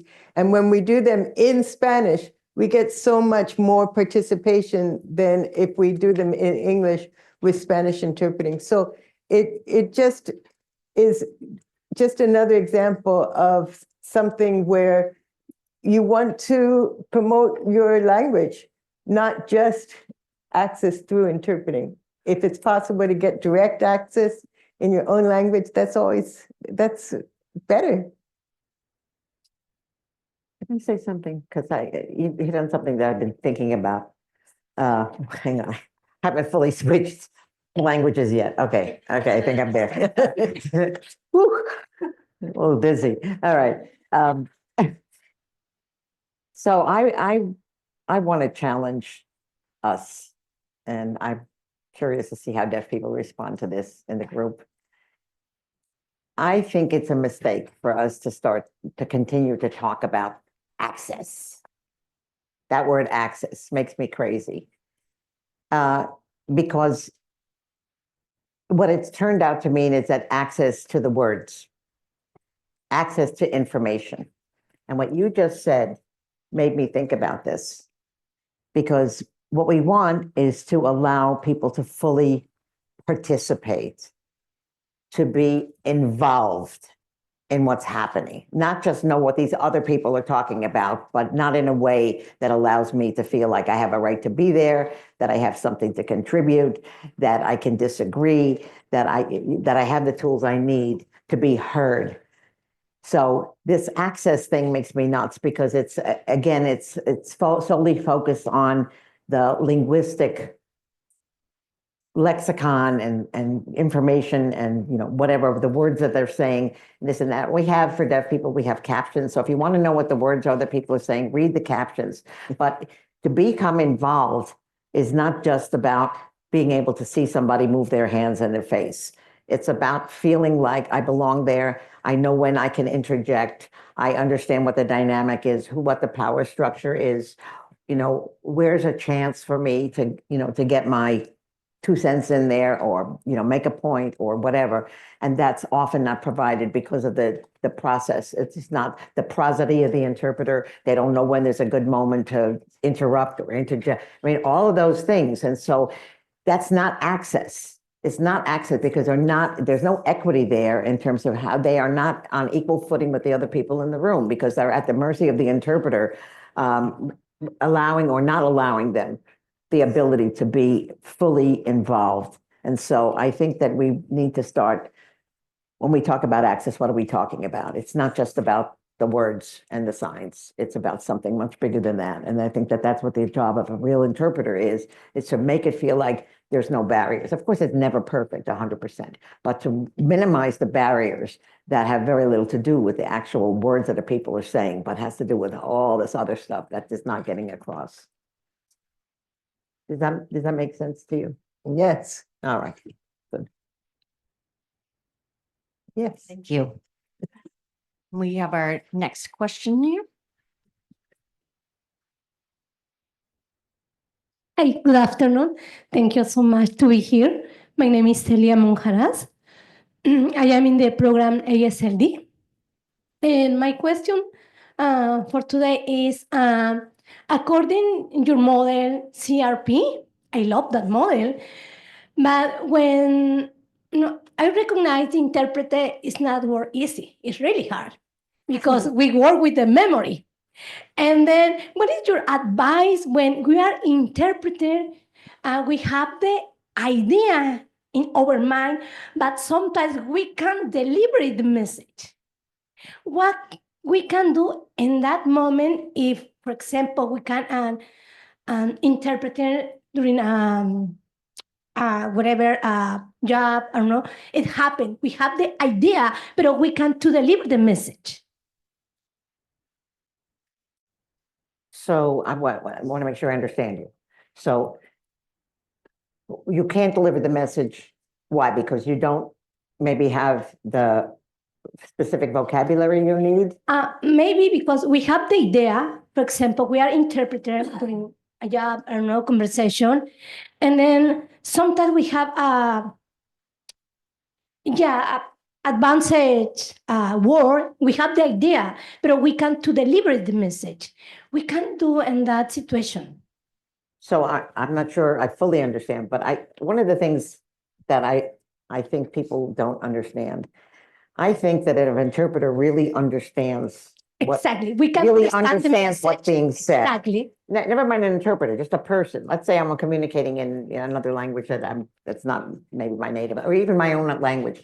So I have this idea. It's a very clear idea, but I don't know the vocabulary to say those things. So we do something that's called circumlocution. Okay. So I will use other words, maybe more words, to explain the idea that I had, at least to get the idea across. And so I guess what I'm saying is that with all the focus on, having this humongous vocabulary, which is important in some situations, interpreters who spend the time fully understanding what's being meant can do a whole lot more with less vocabulary in the target language than somebody who's got lots of vocabulary but doesn't bother to figure out what's really going on here. So what I'm saying is, don't worry too much about it. If you really understand the idea, just explain any way you can explain the idea. Because it's important that the idea get across, not that maybe at that moment that you pick the most perfect word for it or the best fanciest way to say it. So maybe that's, not going to be there for you, but we're not perfect. There are sometimes when just like, I can't think of that word I need. So I'm going to use other words and to get the idea across. Do you think that that's true, Madeline? Yeah. Yeah, she said it. Thank you so much.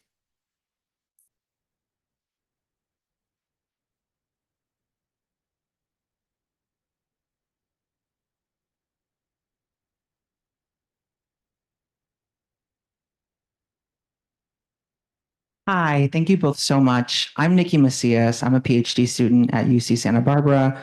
I'm an ASL interpreter. I've had the privilege of working with spoken language interpreters in the past and learning about that field and the craft that goes behind that. And I want to thank Betty for your service to our industry, our field, our community, and thank you both for what you've done.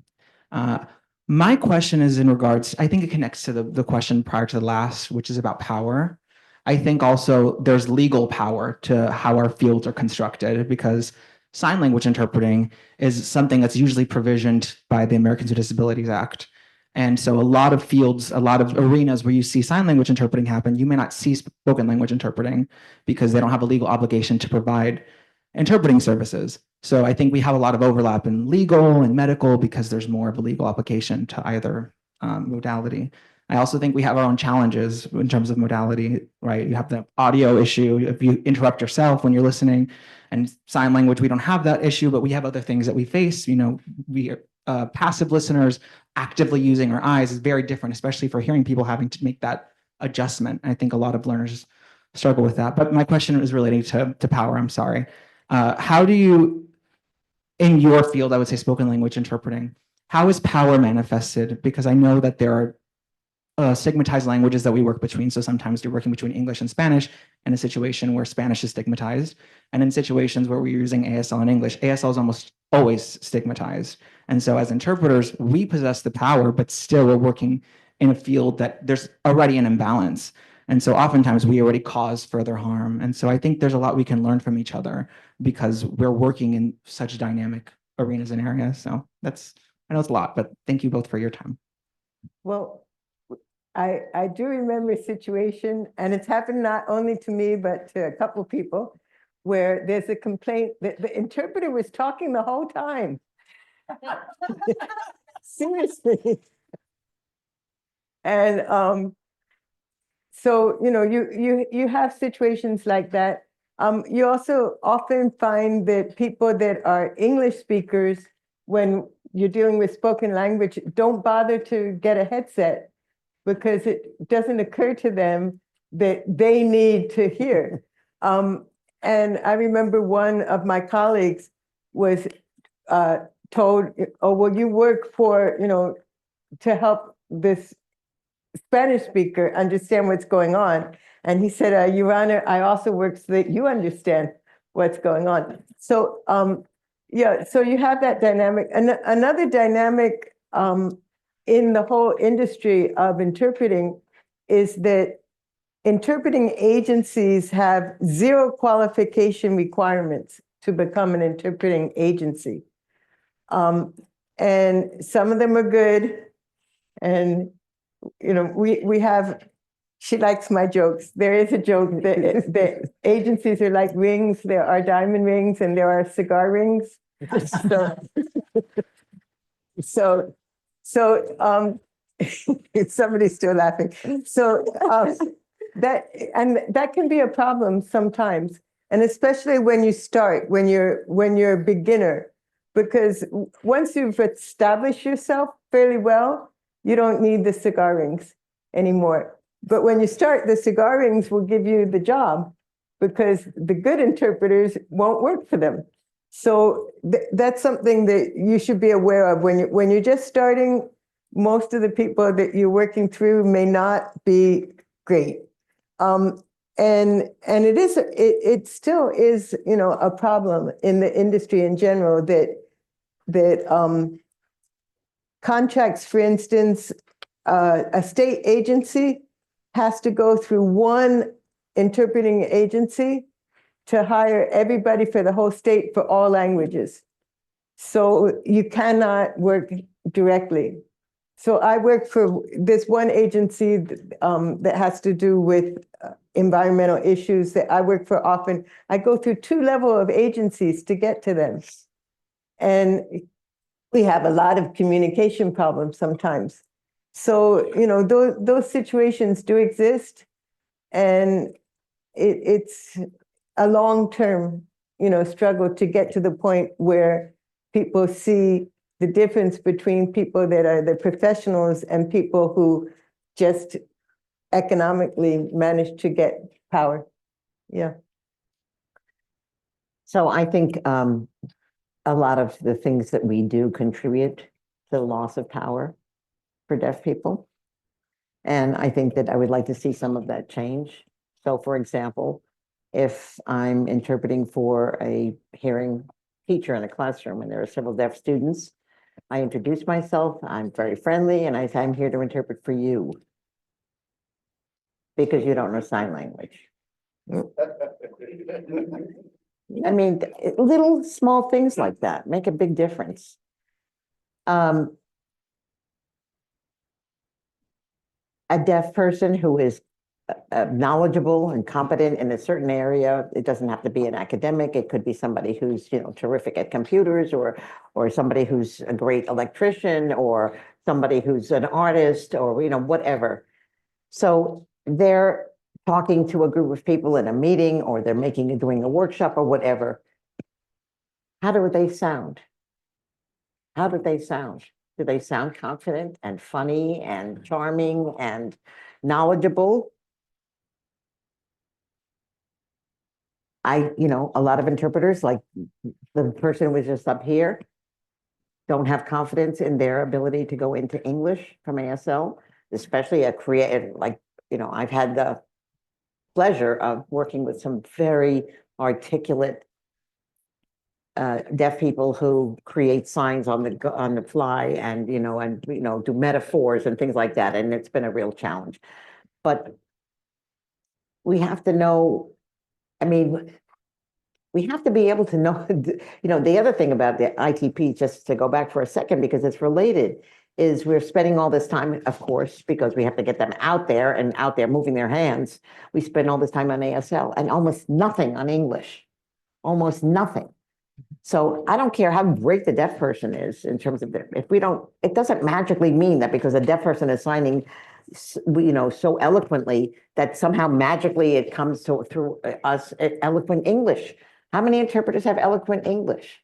How many interpreters know how to, be funny, or whatever the skill is. So the deaf person always comes across as a little bit less than, and, kind of like, and interpreters are stumbling, or they're, for example, I can't tell you how many times I've been in a situation where you have a deaf, very confident male, who's, strong and making a point and blah, blah, blah, blah, blah, blah, blah.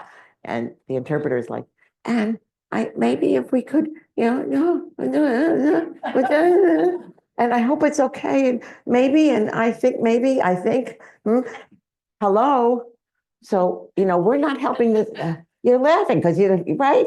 Okay, and so, so power language, I mean, all these other things that we don't pay any attention to, we don't let people practice, go out there and give a talk in English in front of 500 people about something and learn how to pull that off and have the poise and the confidence. So, I mean, all of those things, hearing people are always seeing deaf people in this kind of very tentative, very kind of iffy, maybe not nonsensical, not smart. And if people are, as I often see, using glosses of signs, then what they sound like is a fourth grader. And so, this has not helped the situation.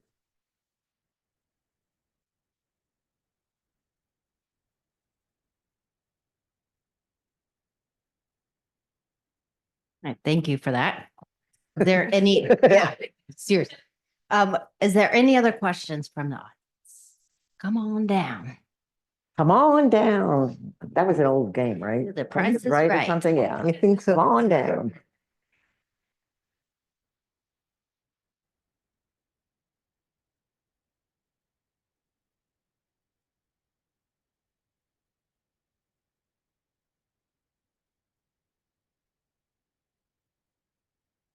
Hi, so my name is Sarah. I'm a recent ITP graduate, like just 2 semesters ago, so very, very new. Before you were talking about how interpreters really don't know how to talk about the work because our ITP programs don't really go into that. So then we start teaming and we have no idea how to give each other feedback. I was wondering if maybe either of you had some, maybe if you could expand on some practical ways that we can start learning how to talk to each other about the work that we do and give each other feedback that's constructive and not just, oh, I liked that, or I thought that was good, because at the end of the day, that's not really helpful to us. Ouch. That's a hard question to answer. Sometimes it is just vocabulary. Sometimes it helps to instill confidence in one another. And I can think of a few instances where I have lacked confidence, or somebody that I'm teach. I do continuing education sometimes, and I can remember someone who just interpreted everything perfectly, but didn't have confidence. And you could hear there was a lack of confidence. So what I answered him was, if you're the interpreter at an event, it means a certain thing. It means that you're the best interpreter that they could find, that they knew of, that was available that day for the price. And and that's basically true. When you're there, doubting yourself will not do any good. You can doubt yourself afterwards if you want, but you're there. You do the best you can do. The worst interpreter is usually no interpreter, and so that's one thing to bear in mind, and just be willing to listen. When somebody has a criticism of you, you can usually, learn something from it as well. So just kind of let go of your ego is a good piece of advice that I would give. So I think the reason that people don't know how to talk about the work is because we don't share a model for what interpreting is. And so if there's no model, then what are you going to talk about? So that's part of the problem. I don't know that spoken language interpreters have a specific model, but I think there's more agreement among spoken languages because they know in the language that they're fluent in and the culture they're fluent in what it takes to get the heart of the message across. And so they agree on that. We don't have that in our field. For 20 years at RID, I tried to get us to define interpreting because RID defined interpreting as going from English to ASL and transliterating from going from English to PSE or manually coded English. And it was like, it was all about product. It had nothing to do with what's interpreting. And finally, in whatever, I remember what it was. 2019, I think. I think 2019, after many years, we finally passed a definition of interpreting that was, it is the conveyance of meaning between people who speak, who use spoken language and sign language. It's very simple, one little sentence. Conveyance of meaning. Just so you know this, because it's important to know our history, there was a huge fight about this. There were a bunch of people at RID, interpreters, who work in legal settings, who could not support that definition, because the people who are those people who fought against that were also lawyers, and they don't want the interpreters messing around. So, because if they want to use language to do their cross-examination and trick people and, you know, get them to say something, they don't want you screwing around, giving the real meaning, and then people might catch on. So it was really, it was quite an interesting thing. But regardless of the legal setting, let's put that aside for a moment. There is not an agreement about what interpreting is. If we could all agree on we need to convey meaning, then we could start talking about, well, what's involved in the meaning? Okay, so there's feelings, there's the goal. Why is a person saying what they're saying? What kind of affect do they have? What is the main point of the whole thing? Those are the things that are elements of meaning. And then we could talk about those things. So how did you, then we could, so what did you think the goal was? Well, I thought it was this. Well, I thought it was this. Oh, really? Okay. Why did you think that? Then we could talk about that. So, but there's nothing to talk about if all you can talk about is product, because I meet hundreds and hundreds met thousands of interpreters. And when I ask them, what is interpreting? And they say, signing what the person said, not what they meant. So, and even I think deaf people often are missing that thing too, because I did this little experiment just for the hell of it, and I think I'm going to do something with it.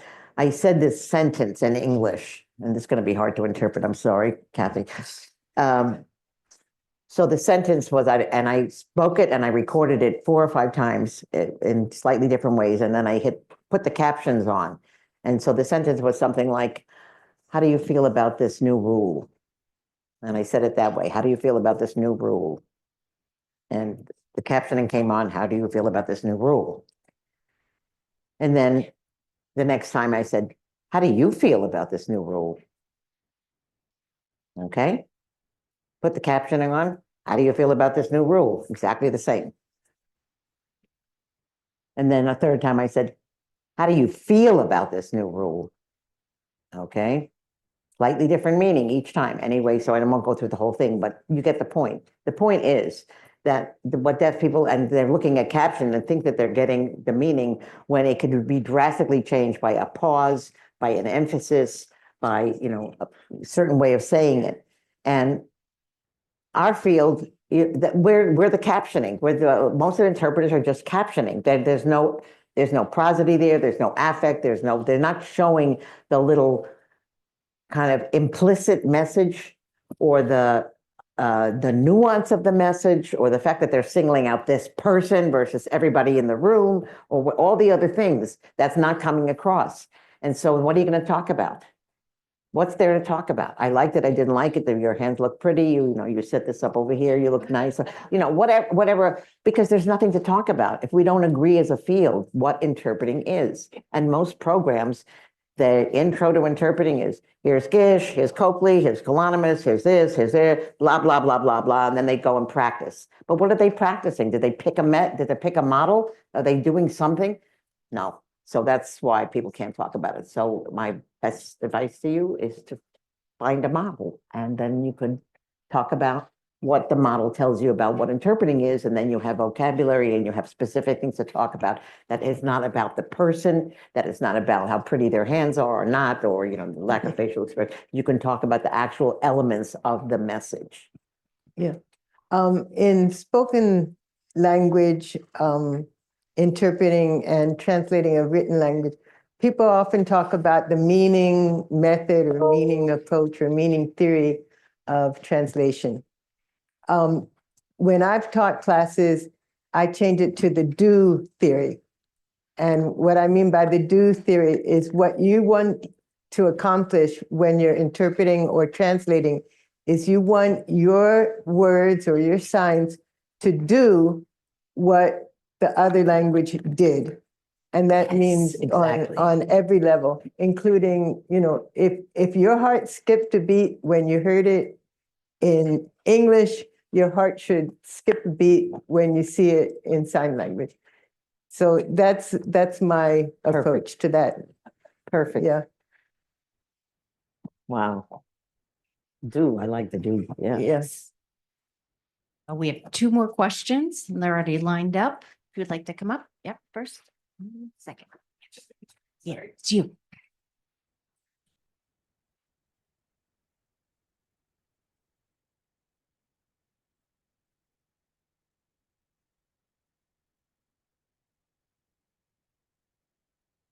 I brought my notes because I have short-term memory struggles and I get nervous. Thank you so much for being here. Thank you for sharing your expertise and wealth of knowledge that you both have. The first question that I have is, now I did want to actually preface this by saying, I heard you when you said that you want to see improvement in the quality of our ITPs.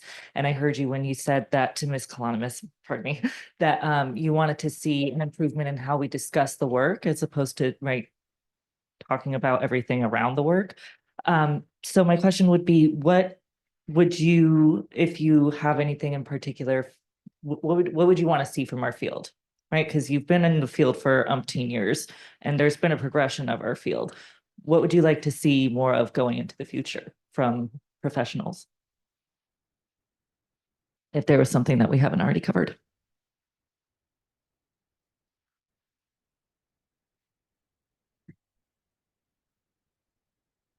I would like to see,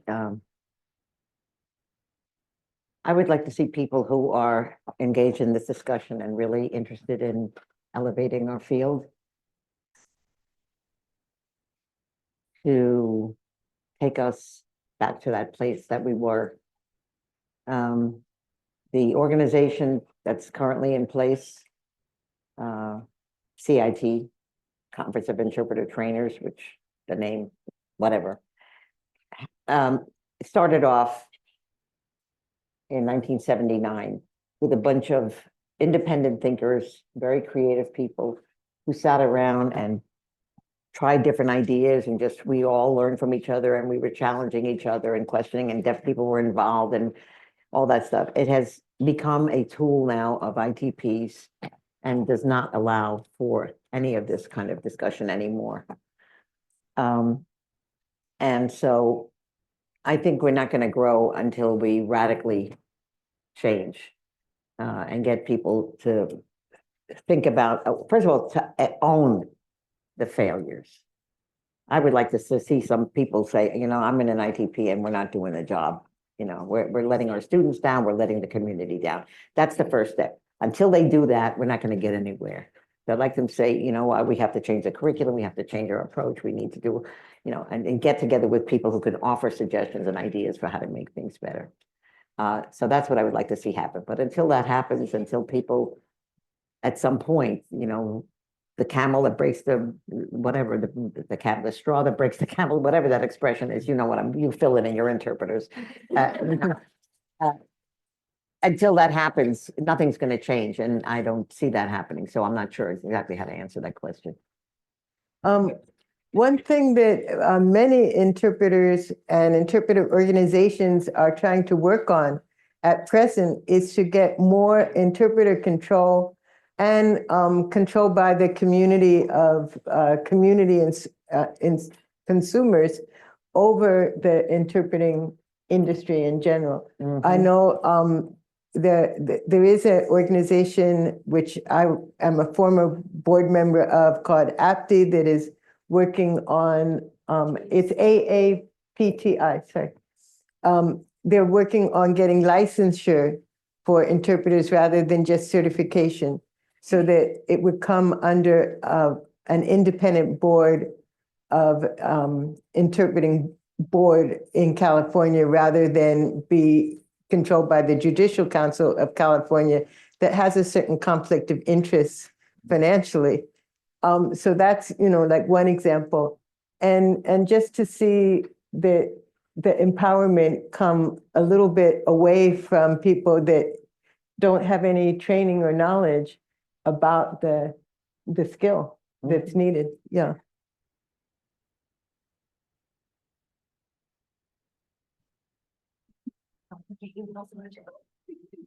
Don't forget your notes. And then we have our last and final question. Hi, so I'm okay, yeah, sorry. I just started at the ASLD program and one of the many, I would say, blessings that I got through the program is getting to learn LSM with one of the professors. And before I took that class, I knew I wanted to be an ASLD, an ASL interpreter. But now that I've taken that class, I know that I maybe want to try and become an LSM interpreter as well. So I guess what I'm asking is, what would you suggest? Rather just interpreting in one language and just becoming a master of one language, or trying to become masterful in any and all languages that I can? I guess that's my question. Go ahead, Madeline.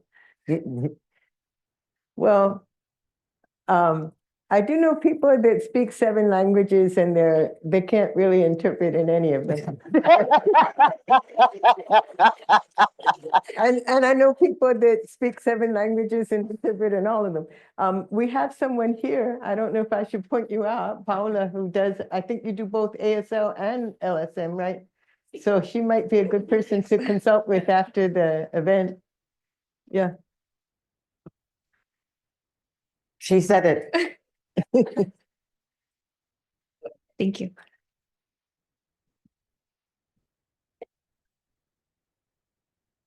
Lynette, can you move over more to the, so we're in the camera? Okay. Oh, yes. All right. I really enjoyed this discussion. I don't know about you guys. Appreciate Betty, Colonomos, and Madeline Rios. Thank you so much Thank you.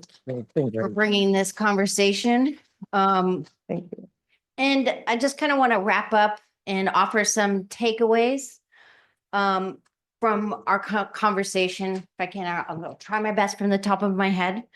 So it sounds like a lot of the things that we've mentioned today is that we need to advocate for stronger interpreter training, as well as mentorship. I know that was something that we wanted to talk about, but we did not really have time. And so if you are a student or educator in interpreting, consider how you can push for better training models, stronger mentorship programs, and more interdisciplinary actions, collaboration. So the conversation that we started here, I hope that that's something that you can take not just from here, but also take to your institutions and take it out to the wider communities and professional networks where we need to be having these discussions. Second, we also need to support professional development. And I know this is also something that we had talked about before the event today, but just looking for training or CEUs, continuing education opportunities that go beyond the surface level workshops. So instead of finding a workshop that talks about vocabulary, technical vocabulary, let's talk more about concepts like affect. How can I convey that? How can I identify what that person is feeling, and how can I convey that in the other language equally, like Madeline had said about, if your heart skipped a beat in one language, it should skip a beat in another. And lastly, I would love for us to continue this cross-modality collaboration because, to be honest, for some reason, as a sign language interpreter, I thought that the spoken language interpreting field had everything worked out and figured out. But it seems like we have a lot of similar struggles and challenges. And this is something that we don't necessarily have to do alone. However, there are some significant differences, yes. But our goal and our aim of interpreting all goes beyond that. And again, it's about creating meaning from one language into another. We thank you all for being a part of this important conversation. We appreciate your engagement. We hope that today's discussion inspires new ideas and meaningful connections. And if you are gaining CEUs or SEPs through ATA, just use that barcode. And if anyone, and also for feedback.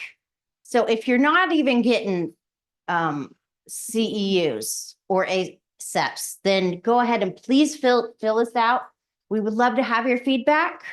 And then you can see on the screen here is the LSM sign for gracias or thank you. Just this. Thank you. And thank you.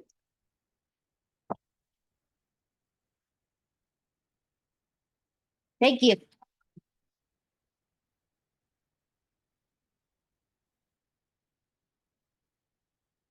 And what I would say, You have. oh, I keep doing that. If anybody is looking for SIMC credits, please let us know and then we'll try to apply for it afterwards. And if you haven't signed in and you need these credits or units, then please come and see Katie in the back, who will give And, certificates at the end. Thank you. And also, very uncomfortable doing this, but I'm going to do it anyway. At 6 o'clock tonight, we start a weekend of foundations. And if you want to understand what the model is about and how to talk about the work, there's still a couple of spaces left. If you want to join us, you can get more details. So I hate doing that but I think that's the beginning of getting some tools that you need. And we're talking about possibly having a deaf interpreter foundations in California here in the near future. So thank you. It was great meeting all of you. I Yeah. really enjoyed it. Yeah, Thank you thank so you. much. Thank you for your questions.